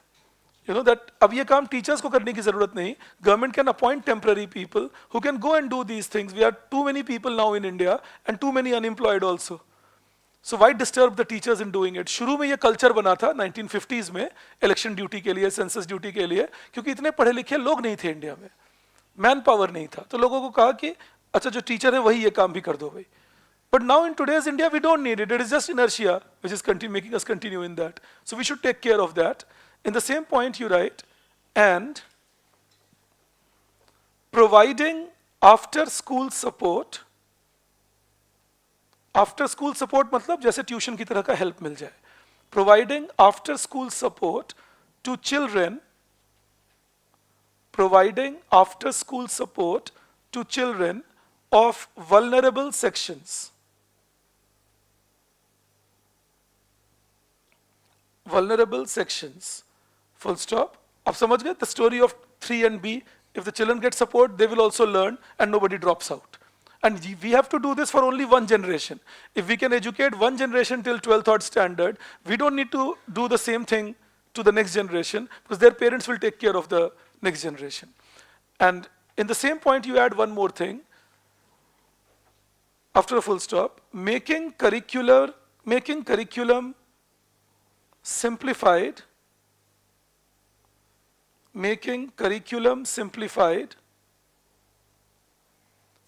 at primary school level. Making curriculum simplified at primary school level. Okay, you get the point that at the primary school level, make it simple, and maybe you can start making it complex as children grow up. Teach them English, but don't teach them in English the other subjects till maybe they are 9-10 years of age. And then you can convert things to English teaching and so on. So English is required because it is a universal language, but do not impose it, let the children organically grow with it. And you will see more children doing better in that. And then you write the third point, developing collaboration between university and industry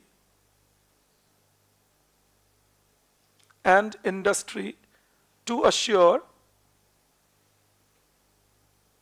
employability of education.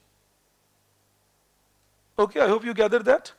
We just discussed it, that if university curriculum can be made better, then education can be more employable. And fourth point you write, developing a dedicated cadre of teachers, a dedicated cadre of teachers to make education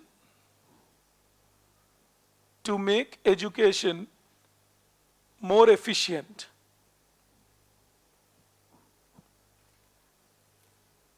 I'll tell you what one means by that. Develop an aptitudinal idea for education. Make sure that people who are joining as teachers are people who opted for it.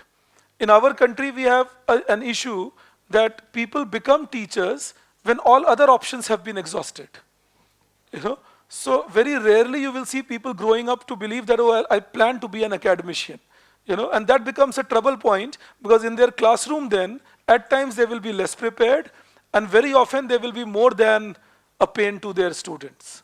You know, that's a very normal thing. आप याद कीजिए college days में आपको या school days में ऐसे कुछ लोग सज्जन मिल सकते हैं जहाँ दो लोग आपस में बात कर रहे हैं, स्माइल कर रहे हैं, इन्होंने देखा, पकड़ लिया, खड़े हो जाओ, क्या बात कर रहे थे?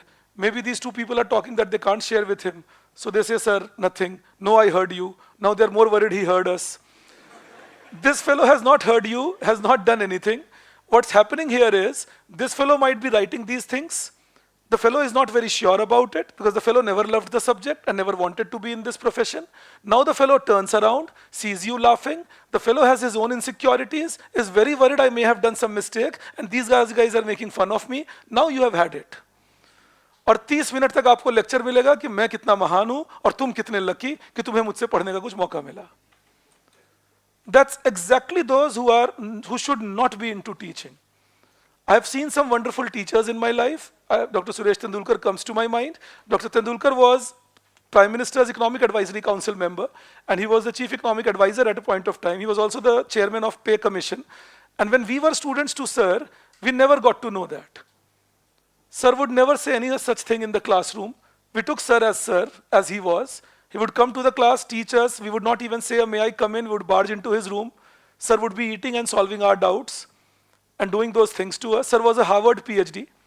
You know, it was only when I joined Delhi School of Economics after my PhD that I understood truly what Sir's stature is. And then I was very reluctant interacting with him in the same manner, because I used to feel very underconfident. मुझे लगता था इतने बड़े आदमी हैं, हमें तो समझ ही नहीं आता था भाई हमने क्या क्या किया इनके साथ.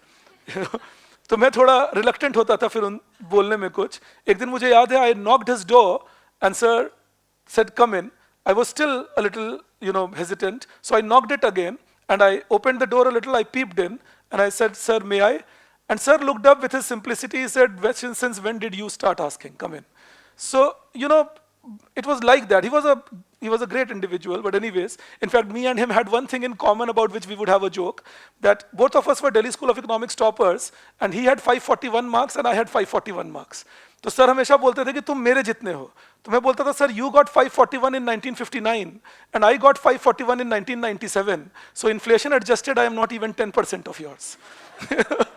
Adjust for inflation, you will realize that I am nothing. You are overbearing on me. आप बहुत ज़्यादा मुझे value दे रहे हैं. मेरी इतनी औकात नहीं है.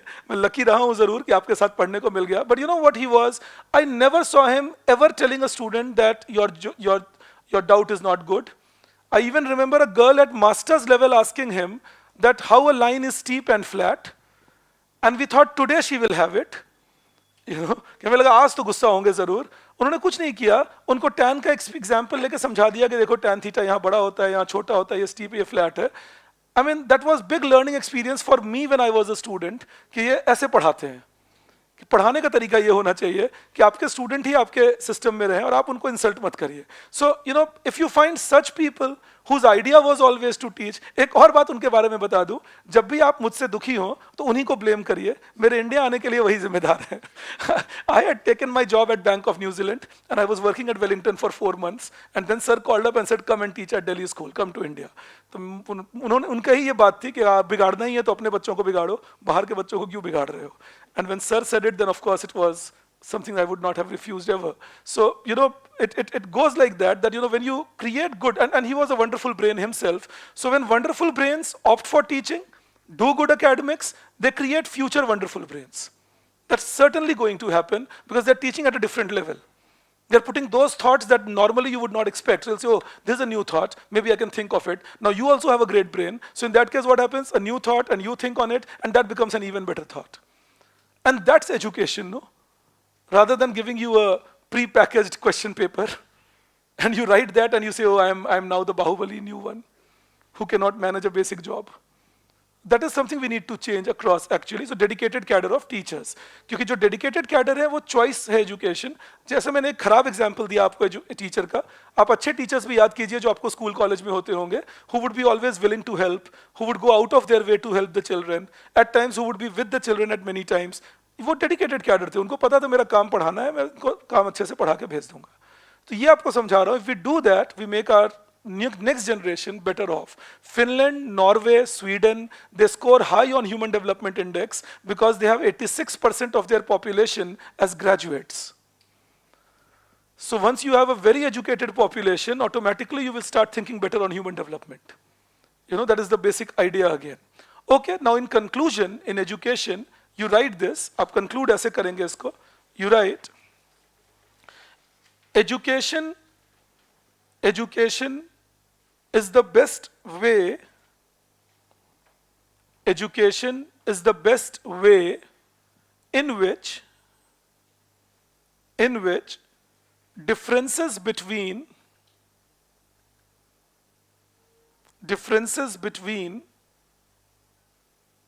people with assets and people without assets, people with assets and people without assets can be minimized.